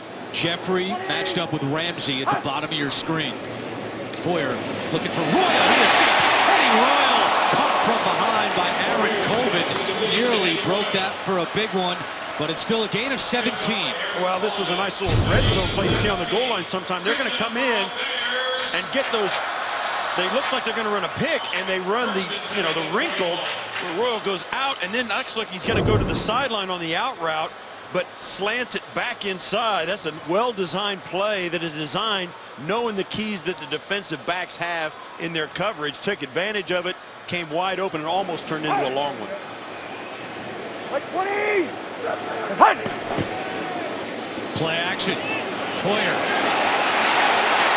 Nowhere to go. A flag is down. Hoyer just flicks one out. It's incomplete. Good coverage by Jalen Ramsey that time, because Hoyer was looking for Jeffrey as his first read, but Ramsey was right next to him. Now Hoyer shows an incredible amount of Holding. poise. Offense, number 65. 10-yard penalty, still first down. It's on the rookie center, Cody Whitehair. Second time this year he's been called for holding. Right there, working against Avery Jones, and this is just doing a great job. He actually, but I don't like that call. I got to tell you, I don't like the call. Keeps his arms inside, locks up shoulder to shoulder, and I don't think he's got a hold of anything. Now their arms got locked, but I like what Cody Whitehair did on that play. Saw Eddie Royal there on the sideline talking to one of the Bears trainers. We'll keep an eye on that as Hoyer completes it to Meredith. He's got some room to run. Meredith slips a tackle. Cameron Meredith into into Jacksonville territory and finally forced out by Telvin Smith. 36 yards on the play from Hoyer to Meredith. Just a brilliant execution of a screen pass. You're going to see Meredith on the side right here. He steps up and then comes back behind the line, and he gets himself behind the offensive linemen that are coming his way, and there's a seam. And that's the you got speed hitting those seams. If the Jaguars, one Jaguars player is not in position filling his lane, it becomes a big play. Longest catch of Meredith's career. And the longest play by either team today. Moves the Bears all the way down to the Jacksonville 33-yard line. Back to Howard on the ground. And Howard slips through the first level. And Howard pushes the pile for a gain of 9. Tonight, it's one of the most debated issues of the election. Are Syrian refugees coming to the U.S. without proper vetting? Find out on 60 Minutes tonight. Longest run of the day for Jordan Howard. He's got 12 carries for just 29 yards, but the Bears are on the move. Inside 5 minutes to go in the third quarter, and since the first quarter, Chicago has just dominated in terms of total yards. Howard, and he's got the first down for Chicago. And you can see the effect of those 3 and outs that you referred to, Andrew. You know, all of a sudden, if somebody's a step slow getting to their gap, it was exposed on that screen play a couple plays ago. We're seeing it in the running game now. Guys are just not quite filling those holes with the same intensity because they're a little bit worn down now. Yeah, you can feel it when you get that defense on the field for Jacksonville, and they can't stop this run game for Chicago. They keep converting third downs. It becomes a sickening feeling of inevitability for this Jacksonville defense. Hoyer down the field for Meredith. It's incomplete. Yeah, this was a blown pass route by the Bears. You see they're talking to each other. Meredith getting mixed up with Logan Paulson. Both those guys were going to the same spot in the field, and that kind of mushed it up for Hoyer to actually see who was going to come out to the corner. Paulson and Meredith were actually running the same route and got tangled up at the top of the stem. It ruined the play. I think Paulson was trying to clear it out for Meredith, but Paulson got hung up, and then he tripped up Meredith coming underneath him. Ka'Deem Carey gets the call on second down. Carey slips through inside the 10 and out of bounds at the 5-yard line. A 16-yard run for Carey. First and goal, Chicago. They ran right out of his shoe on this run as he's going to come out. Somebody's going to get a hold of him down low, and whoop, right there, Posluszny pulls his shoe off. He gets to the sideline, high stepping. That's everything's going your way when they start to undress you in the backfield and you still make a positive gain. So first and goal for the Bears, and Jordan Howard in at running back as Carey attends to his shoe. 20. It's Howard, stuffed at the line. Dante Fowler, Avery Jones combined to make the tackle as we approach 3 minutes to go in the third quarter. This has just been a methodical drive by the Bears, doing anything they want, really, and they're looking at themselves in the huddle saying they can't stop us, only we can stop ourselves. And particularly with the running game being as big a factor as it is now, it is really going to be difficult for this Jacksonville team. Miller, and Miller is hit hard at the line. That was Paul Posluszny, who earlier today passed Mike Peterson to move into third all-time in Jaguars history in tackles. That one was Paul Posluszny and a bunch of help. Great job by the Jaguars in general, sniffing out that screen pass. Individually, Posluszny is the one that made the stop, but that was the best play the Jaguars have had defensively in a long time. Third and goal from the 6-yard line. 51. Hurry. Hoyer fires end zone, incomplete. Miscommunication with Alshon Jeffrey And the Jacksonville defense will force a field goal attempt by Connor Barth. We said coming into the game, as good as this Chicago offense has played, they have struggled to score points. See, Jeffrey comes in and they pass it off, do a nice job in the secondary as Gibson picks up Jeffrey as he comes across the back of the end zone, and it's just a bad throw by Hoyer. He was thinking he was going to be someplace else. 24-yard field goal attempt by Connor Barth. He is 6 for 9 on the season.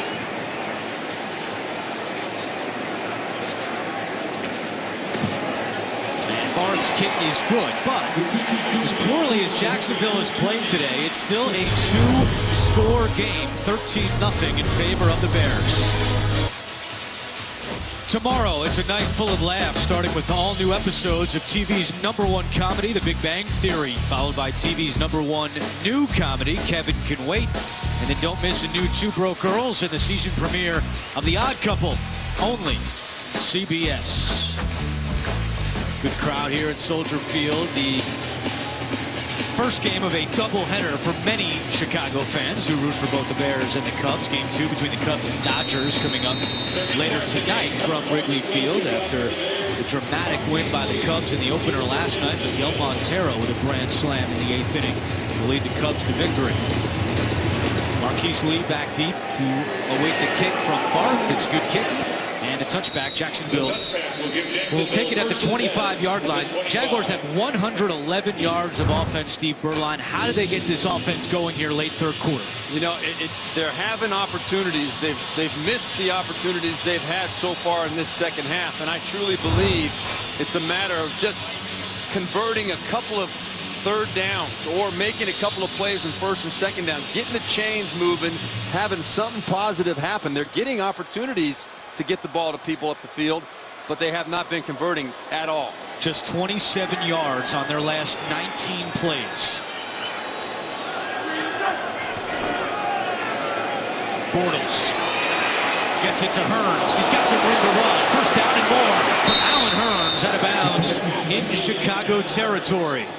It's a gain of 25, the longest play today by the Jaguars. That's what I'm talking about. And Bortles right here does a great job because there was nothing there off the bat. But he waited, he bought some extra time, and he's athletic enough to make that throw, stepping up in the pocket. That kind of jump starts an offense and gets them feeling good about themselves. Final 90 seconds of the third quarter. Bortles nowhere to go, so he scrambles for a couple yards. Jaguars have been a little tough on Bortles in terms of making sure he gets down when he scrambles. He has that competitive spirit, likes to fight for extra yards, but they want him sliding earlier when he decides to run. Well, he led the league last year with 14 fumbles. We mentioned it earlier. He only has 1 this year. It's been a huge improvement for them. Hasn't translated into wins, however. Bortles' pass batted down. It was Christian Jones who got a hand on it. Now, this has been a problem this year and really his entire career for Blake Bortles. 9th time this season he's had a pass batted down, and since 2014 he has 47 balls batted down, the most in the NFL. And we spoke with him about it last night. He said during the bye week he spent a lot of time evaluating why that continues to happen. Greg Olsen said they worked on his delivery and his takeaway to try to cut it down. First time it's happened today, and it brings up 2nd and 7. Bortles in trouble, gets away from Young, flag is down, and that pass is incomplete. And it will be a hold against Jacksonville. Personal foul, roughing the passer, defense number 97, with a blow to the head of the quarterback. It's a 15-yard penalty, automatic first down. All the Bears thought that was a hold, and instead it goes against Willie Young. I think this happened early in the play as Bortles started right when he scrambled. Watch it right in front of you. He reaches up, right, oh yeah, he slapped him across the face of the chin strap, and that's what did it. How's that not a hold on Jeremy Parnell?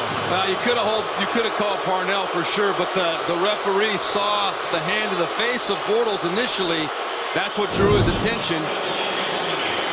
Wow, big penalty. It's a different game than it was 15, 20 years ago. They're calling that when you go to the head of the quarterback. Moves the Jaguars all the way down to the 32-yard line.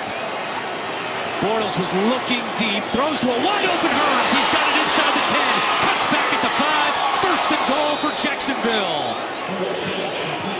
25-yard hookup between Bortles and Hearns. Well, you're going to see Hearns right here lined up inside, and what's going to happen, the play action Bortles is going to use, holds the defense underneath, and you see Hearns come across the field because the Bears got caught up in that play action, and it was cleared out nicely on the other side by Marquise Lee. Hearns comes wide open across the middle of the field. That is a big play for the Jaguars. And that will be the final play of the third quarter. It will be 1st and goal for Jacksonville to start the fourth. We're through 3. Bears lead 13-0. We'll return to Chicago after this message and a word from your local station. You're watching the NFL on CBS. Jacksonville trying to get on the board here to start the fourth quarter. They trail 13-0, but 1st and goal from the 3-yard line. Be aware of the read option with Blake Bortles in there, quarterback. TJ Yeldon next to him. Bortles to the end zone, nearly intercepted. There is a flag down. Pass was intended for Marquise Lee. Oh, yeah, this is a total penalty. Jacoby Glenn absolutely pulled Marquise Lee to the ground to get in front of him. Prior to the pass, holding defense number 39.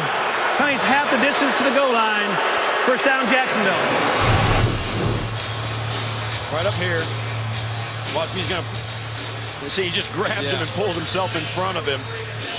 Jacoby Glenn was teammates with Blake Bortles at Central Florida. Bortles told us last night he was happy to see his pal get an opportunity, but that time he was looking right at him. The penalty moves the ball to the 1. Defensive lineman Tyson Alualu, sometimes used as a fullback. He's in at fullback right here with Ivory behind him. The give to Ivory, right side, and Ivory takes it in for his first touchdown as a Jaguar. So Jacksonville finally on the board. Just their 3rd rushing touchdown of the season. It's 13-6, pending the extra point. Well, this is too easy. You see Alualu, number 93, leading through. That is a nice job, and Chris Ivory does not need nearly that much room to get to the end zone. Remember now, this is a guy that rushed for over 1,000 yards last year. The Bears picked him up, and he's going to pay dividends down the road if we can stay healthy. He runs that ball up there physically, and been one of the most productive backs in the NFL for the last several years. Jaguars picked him up, but the Bears did look at him in free agency, John Fox told us. Instead, he got a 5-year, $35 million deal. Bad snap. And a good job by Jason Myers to knock through the extra point. Also credit the holder, Brad Nortman, for getting that ball down. With 14:50 to go, we've got a 6-point game. Thursday, your weekend starts here with an NFC North battle between the Bears heading up to Lambeau to take on the Green Bay Packers. It's Thursday Night Football on CBS and NFL Network. Well, this is the play that really set the Jaguars up. The penalty on Bortles right there, that was the penalty. Almost pulled his helmet off. And then, of course, after that, Willie Young thought he was held, and that set all this up subsequently down the line where Ivory busts it in, and all of a sudden it's a 1-possession game. After playing as poorly as they have offensively, the Jacksonville Jaguars got it together with a little help from the Bears and have gotten back in this football game. Real quick before the kick, we do want to wish our spotter, John Lou McCarthy, a very happy 40th birthday. How about that? Now, as a spotter, make sure these eyes don't go. We need you up here.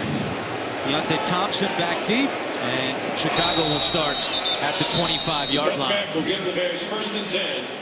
So Brian Hoyer, who's thrown for 300 yards in 3 consecutive games, comes back out. He's 20 of 35 for 240 yards. And now this is where you look back to the last time the Bears had the ball, had to settle for a field goal. This has been a theme for Chicago this year, not putting 7 on the board, and now another close game for the Chicago Bears. Well, it's the way the NFL works. So many games are decided by a touchdown or less, by 1 possession or less, and now in the fourth quarter, both these teams look back across their season and know it's been a handful of plays that have made them 1-win teams.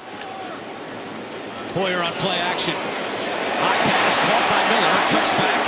And takes it right past the sticks for a Chicago first down. Well, we spoke to both these teams and both their coaches and their players, and Paul Posluszny told us for the Jacksonville Jaguars, and John Fox told us for the Bears. You look back across, we're 1-3, they're 1-4, and it's been 3 or 4 plays total for the entire season because of the close games we've been in that have led to that. So both teams think they're very close to being much better football clubs than they're given credit for being. Kadeem Carey with both shoes on, and he gets back to the line of scrimmage. So Derek Marks leading the charge for the Jacksonville defense. How about the adjustment that Jalen Ramsey and the Jaguars have made on Alshon Jeffrey in this half? 3 targets, no catches for Jeffrey. In the first half, he had 7 targets and 6 catches. It's not rocket science. I mean, if that guy's killing you, and he did in the first half, you got to help. And now, once again, Ramsey comes out to right here, and they are all by themselves out on an island. We'll see if they go to him. Hoyer goes the other way to Meredith, and he's tripped up in the backfield. You know what it is more than anything? I think it's a more conservative attack in the second half. We've seen a lot of screen passes. We've seen a lot of, the bootlegs and things like that from the Bears, where they have not been attacking Jalen Ramsey for whatever the reason. Well, we've spoken, the Jacksonville said, one thing about Hoyer and this Bear offense, the ball comes out quick. They knew it was going to be a concern getting to him quick enough to knock the ball down or certainly not sack him, because the ball does come out, and that's part of what the Bears offense has become under Hoyer as their quarterback. 3rd down and 10. Hoyer over the middle, caught by Meredith, and he's taken down by Posluszny at the 40, short of a first down.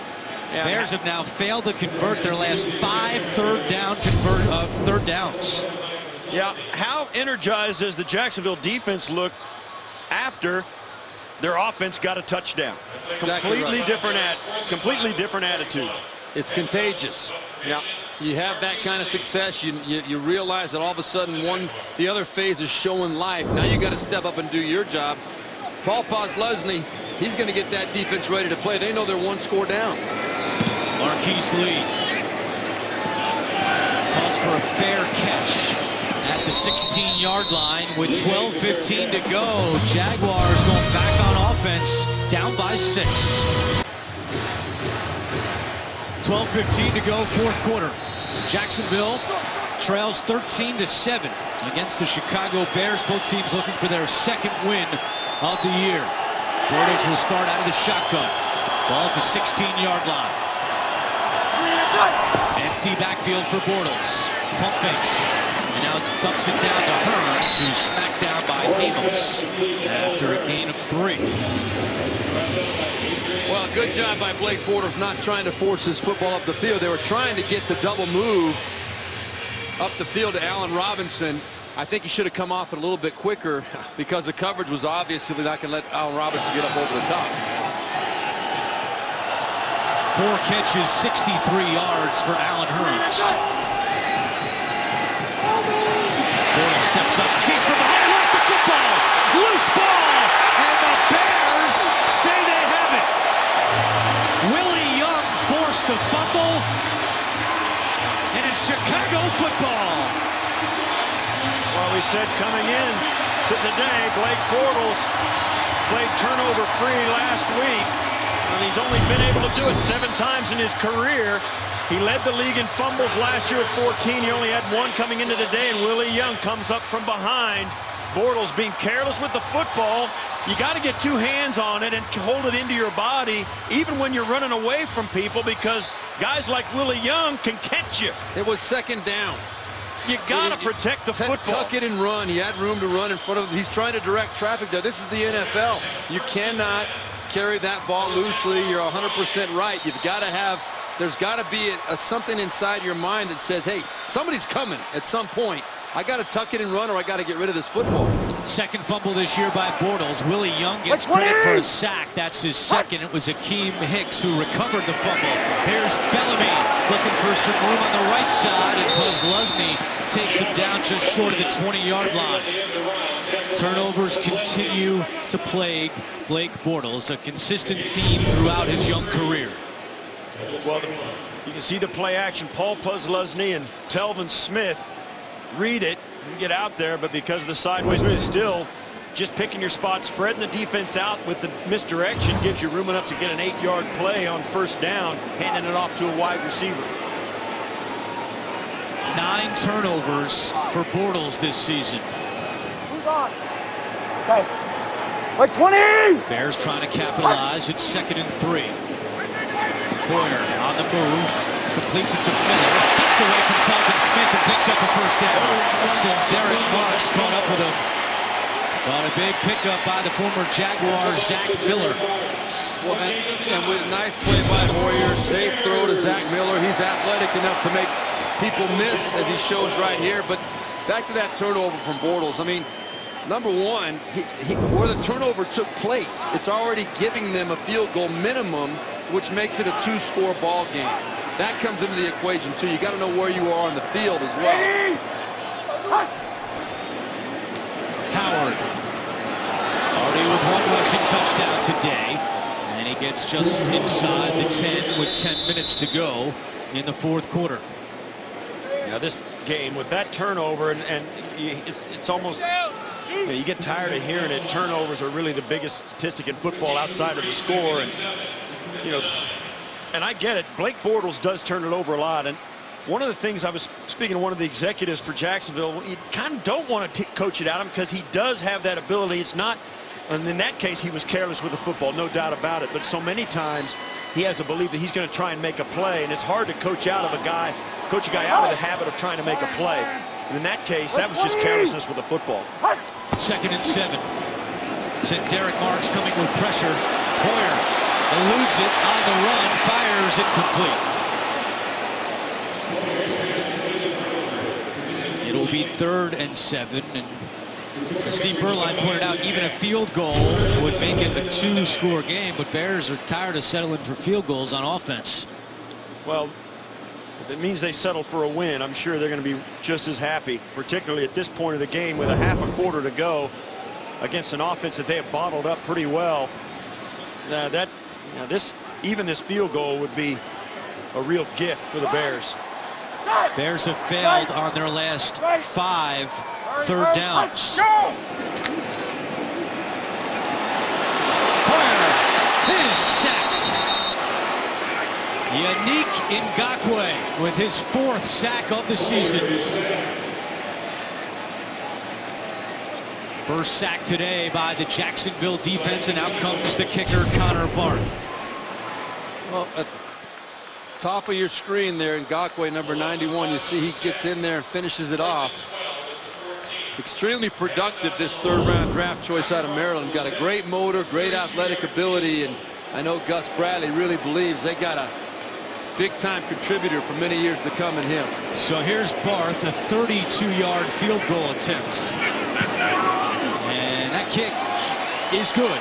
Connor Barth, 3 for 3 today, and it's a 2-score game here in Chicago. The NFL on CBS is sponsored by Voya Financial, changing the way you think of retirement. The Home Depot, more saving, more doing.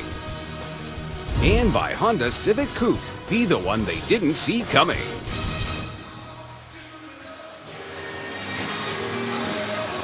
They're having fun in Chicago these days with the Cubs, and now the Bears looking for their 2nd win of the season. They lead at 16-7 with 8:28 to go in the 4th quarter.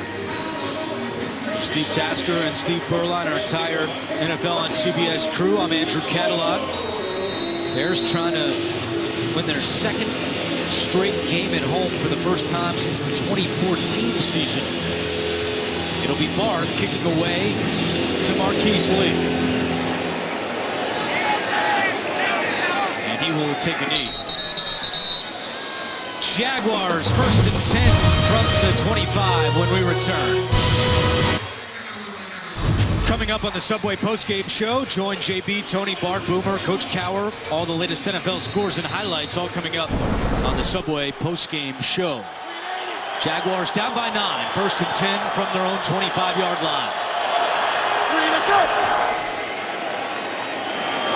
Bortles, and that is in the hands of Allen Hurns, and they mark him for a first down, gain of 10. We'll see if the Jaguars use a little no huddle. It appears they will.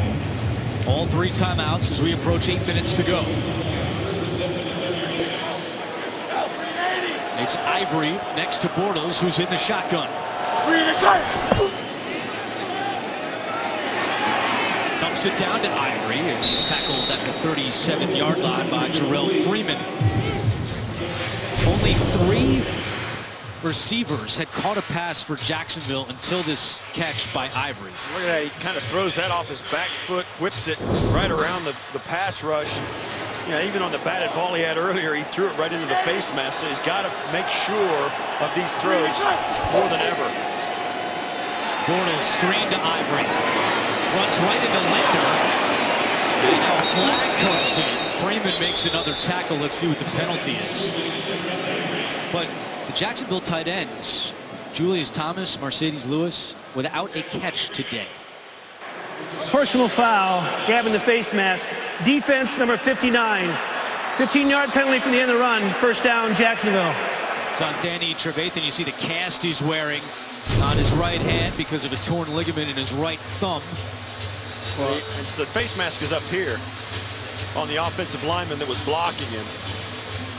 And that's a huge penalty. I mean, the Jaguars were going to be looking at 3rd and 8, 3rd and 9 right there on that play. Now to give him a first down on the other side of the 50-yard line, that's a pretty big deal. Bortles to Thomas, and there it is. Julius Thomas's first catch of the day. Good for a Jacksonville first down. Bryce Callahan forces him out after a gain of 15. And all of a sudden, Bortles has got a little bit of extra time, the extra half a beat in the pocket without having to shuffle his feet or sidestep a pass rush. Bears continuing to rush, really just a straight 4-man rush, almost every throwing down. Pressure coming. Bortles gets it away to Yeldon, who makes the catch. Bortles just got that one off, and Yeldon takes it down to the 26-yard line. Yeah, they mixed it up here. They're going to bring it out here, and they bring it from the other side. They back the defensive lineman out and bring Trevathan as the back linebacker back, and it confused the offensive line. They got some pressure. Jags still going no huddle. Yeldon gets to the second level, has a first down and more. TJ Yeldon inside the 15. And now late flags come in. They may call this on Jacksonville for piling over, but it looked like the Bears did it to themselves. That's what it looked like. I'm curious to who they're going to call this on. Bears indicating it's against Jacksonville.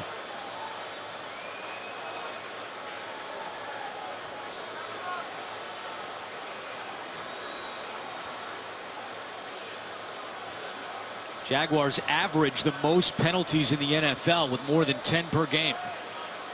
After the play, personal foul, unnecessary roughness, offense number 68, the late hit on the pile. Coming 15 yards from the end of the run. The end of the run was a first down, so it'll be 1st and 10 from that spot. It's on Kelvin Beachum. Well, there's the plays down. Oh, yeah, he did do it. How do we not see that? I don't know. We were blind. Yeah, Beachum, that's a penalty. No doubt. I thought he knocked 2 Bears players over, so I thought one of them knocked the other over, and it wasn't. Beachum came in and piled on. The run by Yeldon still goes for a first down, but the ball is moved back.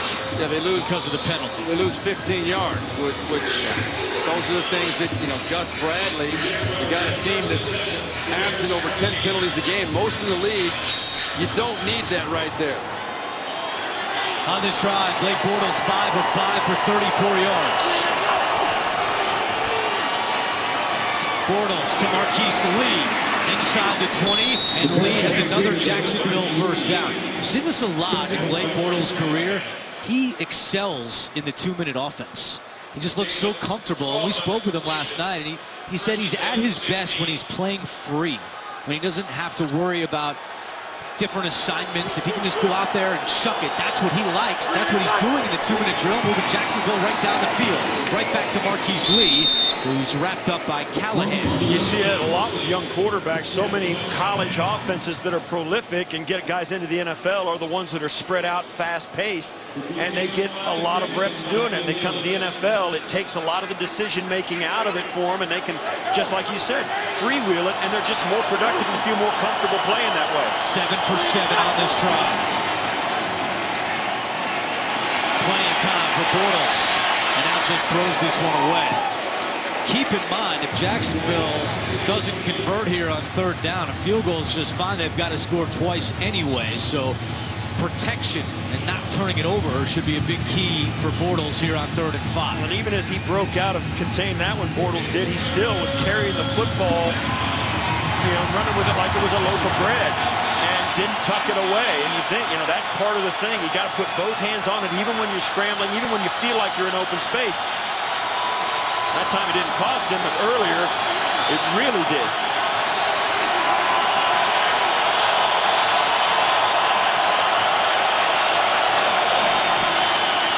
Bortles, quick pass, incomplete.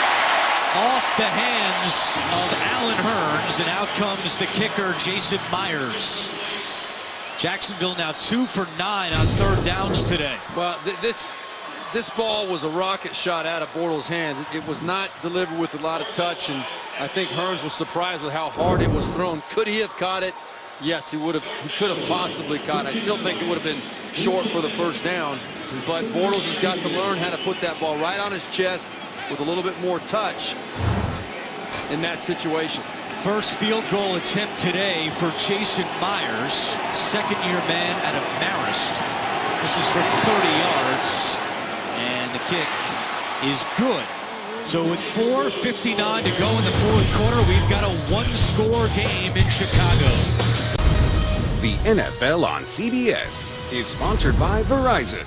Welcome to Verizon LTE Advanced, the next-gen network. And by Subway. Try the new thick-cut autumn carb turkey sandwich.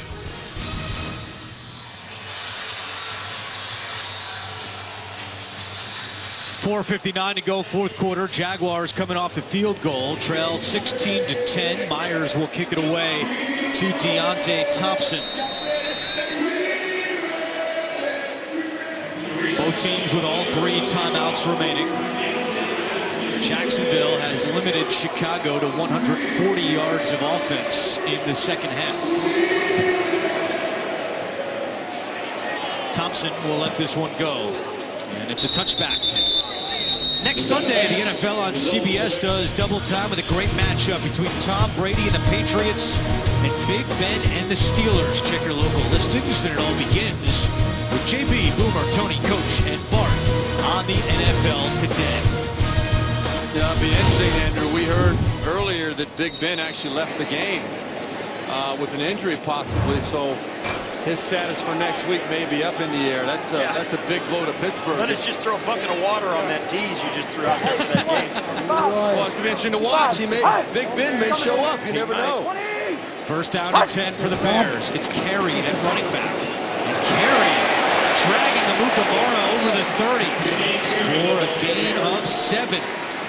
Kadeem Carey has emerged here for Chicago today. What's been a slow day for Jordan Howard. Well, you get in this position where they're in the back half of the 4th quarter with a lead. You'd love to run the football like that. You get an 8-yard run on 1st down. Hey, more of that. The Bears would love to just hand this football off, drain this clock down. Even to come away with a field goal would be huge for them. I mean, this is exactly what they want to do. For Jacksonville, giving up an 8-yard run on 1st down in the 4th quarter in this situation, can't do it.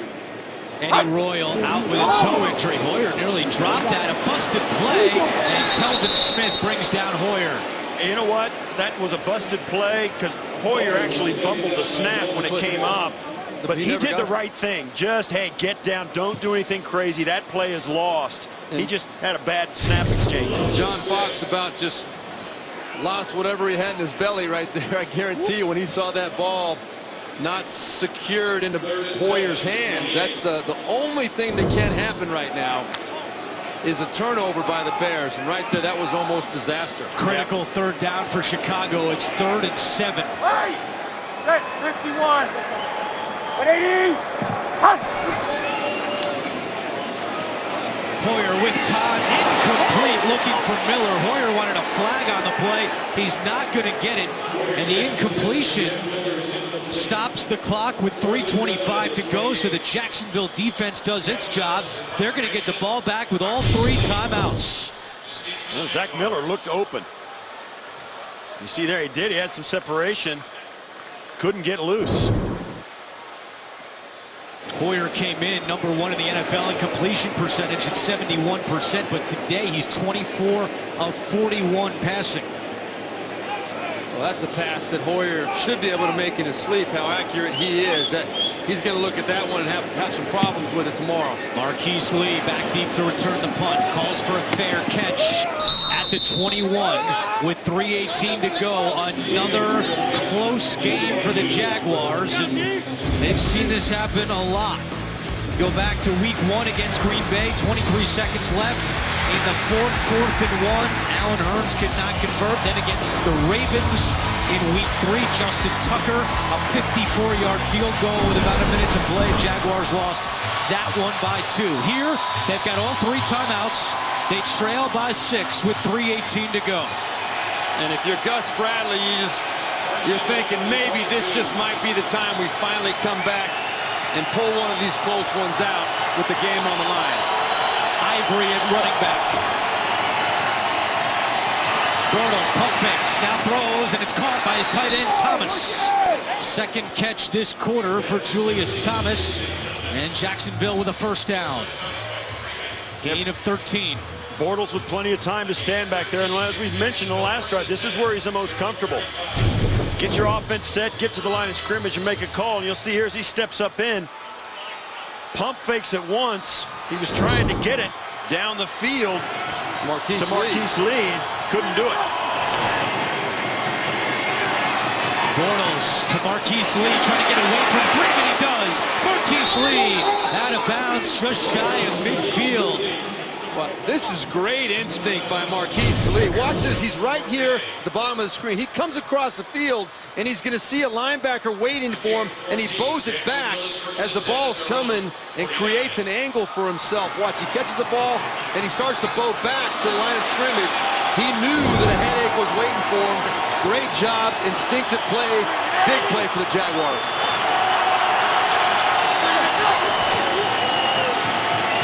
Bortles deep down the field and incomplete. Allen Robinson the intended target, and Cravon LeBlanc applying pressure to Bortles. Yeah, Chris Ivory did a nice job of keeping Blake Bortles on his feet right there. Ivory took the brunt of that hit. You see Bortles wasn't even really touched, but boy, he was coming with the full head of steam. Second down and 10, 2:58 to go.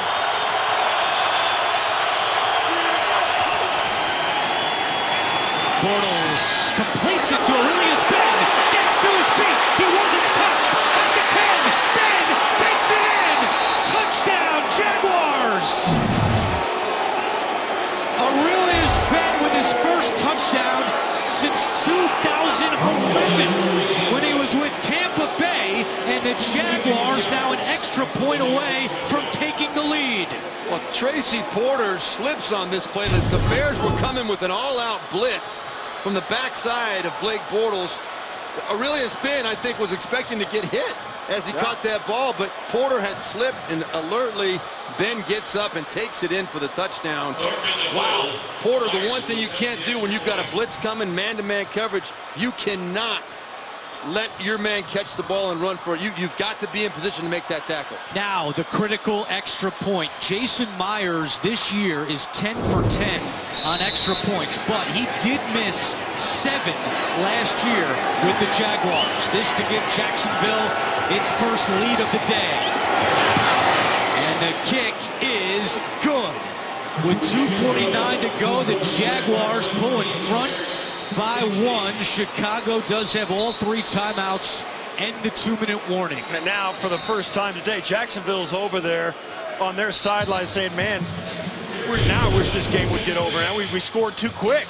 That's the problem. Now you got to make a defensive stop in a game where your defense has been on the field all too much. Well, I guarantee if you're Gus Bradley right now, though, if you say, hey, we're going to let you score a touchdown and take the lead with 2:50 left in the game, 2:49, will you like the odds? You want to take that opportunity? Heck yeah. You got to have your defense step up here. That's all part of learning how to win. It's been a rough road for Aurelius Ben. He's been on injured reserve 3 straight years. 2013, 2014, and 2015 did not play. As I mentioned, his first touchdown in 5 years when he was with Tampa Bay, the 6th of his career. That was his first catch today.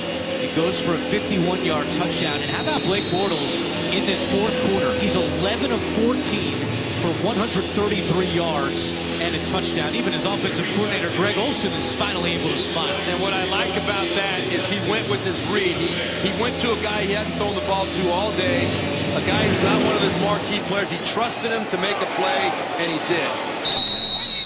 The Bears will have first and 10 at the 25. Don't forget, coming up on the Subway postgame show, join JB, Tony, Bart, Boomer, and Coach Cower. They'll have all the latest NFL scores and highlights all coming up on the Subway postgame show. Now, Connor Barth is Chicago's kicker. He is 3 for 3 today, but he has been under fire here in Chicago because right before the season, the Bears cut longtime kicker and fan favorite Robbie Gould. Barth has missed 3 field goals this season. His career long is from 57. That was in 2012 with Tampa Bay.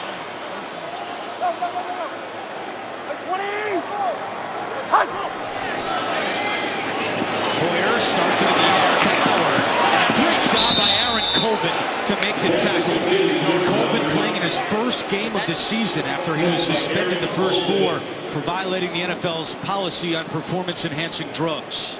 A loss of 1. Hoyer and the Bears, no huddle.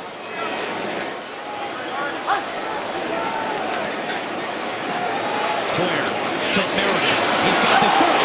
Breaks through for a first down. And Meredith out of bounds at the 43-yard line. A gain of 18 for Chicago. And once again, Hoyer stepping up in, getting the crossing route, and the Jaguars zone it off. Telvin Smith, with his eyes in the backfield, doesn't feel the crosser, doesn't kind of stay with him, ends up trailing him too far behind to prevent the reception, and obviously couldn't make the tackle. You zone that off, and those defenders become mesmerized by what's going on in the pocket, and they forget that there's guys running around them. You've got to stay disciplined and pick those guys up when they run through your zone. Meredith over 100 yards receiving for the 2nd consecutive game. He's got 103. Hoyer to Alshon Jeffrey. That's his first catch of the 2nd half, caught by Telvin Smith. And that will take us to the 2-minute warning at Soldier Field. Bears trying to move into field goal range. They trail by 1. Bears kicker Connor Barth hoping to get a chance at a potential game-winning field goal. It's 2nd and 7 at the 2-minute warning. Each team with all 3 timeouts remaining. Telvin Smith bringing pressure. Hoyer gets rid of it. Caught by Jordan Howard into Jacksonville territory. Out of bounds right at the sticks. We'll see where they mark this one. Jonathan Cyprien made the tackle. They're moving the chain, gets a first down. And now, with that, with 1:56 and 3 timeouts, time's not even a factor for the Bears. Right, you figure they need about 13 yards to get to the 35-yard line, makes it a 52-yard kick. And anything they get after that just raises the percentages for Connor Barth. But Gus Bradley needs to be thinking about when to use his timeouts to try to get the ball back for his offense. Hoyer to Meredith at the 45, and right there to bring him down is Paul Posluszny. I'll tell you what, he is seldom out of position, and he's always in a good athletic linebacker stance to make those hits, boy. Great job hanging on to the football. Time continues to tick, 1:30 to go. Bears down by 1. Hoyer Incomplete miscommunication with Jeffrey on the sideline, and Jalen Ramsey has done a great job in this second half of limiting Jeffrey to just one catch. Yeah, they were bringing pressure off of the right side of the offense, and Hoyer saw it and kind of got rid of that just to make sure he had a third down to work with. That was a throwaway for me. And Hoyer just did the smart thing. He just wanted to make sure he had one more down. Now this is 4-down territory. They've got to pick up a first down before they try a field goal. The Jaguars have not stopped them on third down this whole second half. They were 7 of 10 in the first half, 0 for 6 in the second half. The Bears have failed in the last 7 third down attempts with 1 on the play clock. Hoyer gets rid of it. There's a flag down. Pass is incomplete. And now let's see what the flag is. Oh, we got a hold. Appears to be a hold against the Bears. Now, this is an interesting question. Do you bring the 4th and 7 up and force the Bears to convert on 1 down, or do you back them up 10 yards and give them 2 shots to get the first down or to get into field goal range? See what Gus Bradley decides. Holding, offense, number 24. 10-yard penalty, will replay, third down. I think that's the right move, because now you put them further away from field goal range and the first downs. Trust your defense. I agree. And again, Andrew, thank you for clearing it up. The Bears have not converted a third down against the Jaguars this whole second half. You feel good about what you're doing on your third down, fourth down defense right now. Make the Bears have to go further to get into field goal range. I think this is one of those times when you let them get the short one and tackle them short of the marker. See if you can get some pressure on Hoyer. Hoyer directing traffic. It's 3rd and 16. Fires to midfield, caught by Meredith, and a good tackle by Colvin again. Making his presence felt in this is 2016 debut. It brings up 4th down. Bears have to keep the offense on the field. And this is going to cost, they got a player down on the field. That's going to cost him a timeout as well. Josh Sitton, the injured Bear, the starting left guard.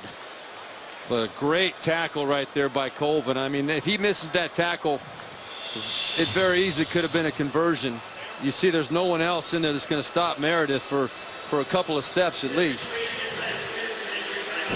Josh Sitton slowly walks off the field. As I mentioned, when you get a player injured, as the officials announcing now, an injured player inside the 2-minute costs Chicago a timeout.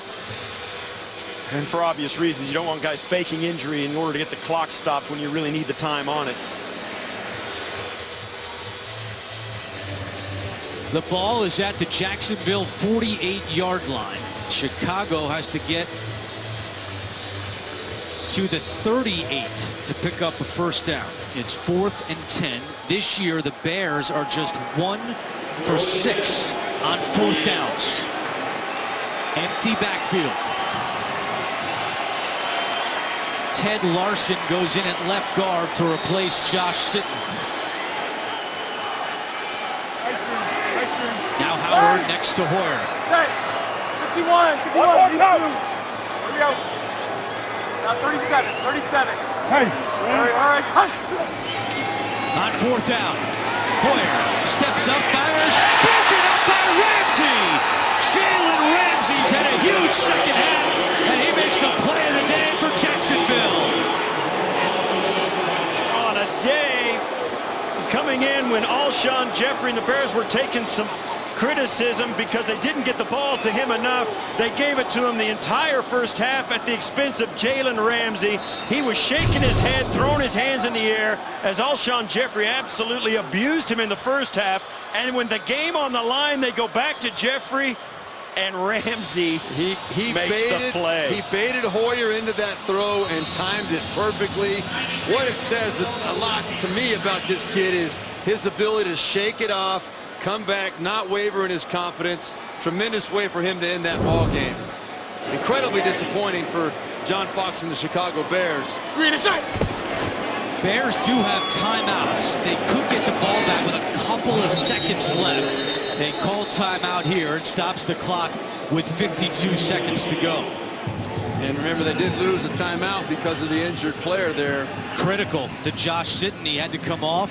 I mentioned that it was because to keep players from faking. No way Josh Sitton was faking in that instance. It was a legitimate injury that You hate to see that happen, and certainly in a critical time, you want your starting left guard on the field, and he had to come off. Steve Tasker mentioned last week in Indianapolis, 4th down for the Bears. They did not go to Alshon Jeffrey. This time they do, but Jalen Ramsey was there to make a great play. The 5th overall pick in this year's draft.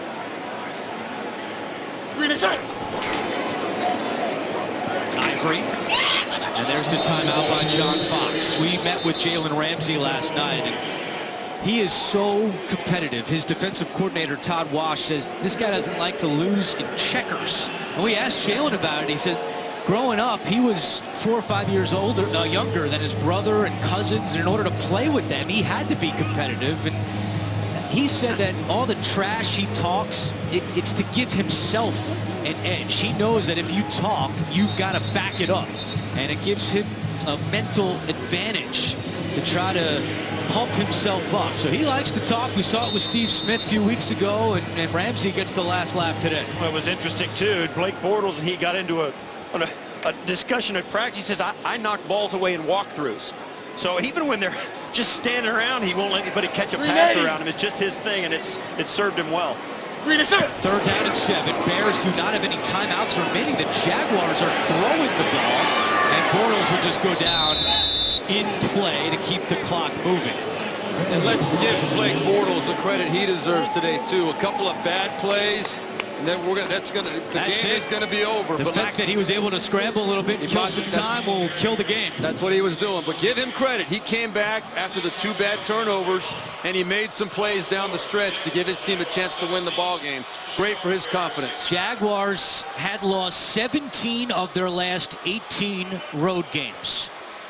They were down to start this 4th quarter, 13-0, and they come back to beat the Chicago Bears, and Jacksonville improves to 2-3 on the season.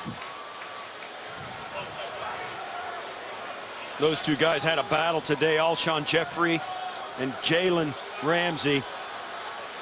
Great adjustment that Jacksonville made in the second half, holding Jeffrey to just 1 catch. For Steve Tasker, Steve Berline, this is Andrew Catalon saying so long from Chicago. We'll take you back to New York for the Subway postgame show, all coming up right after this.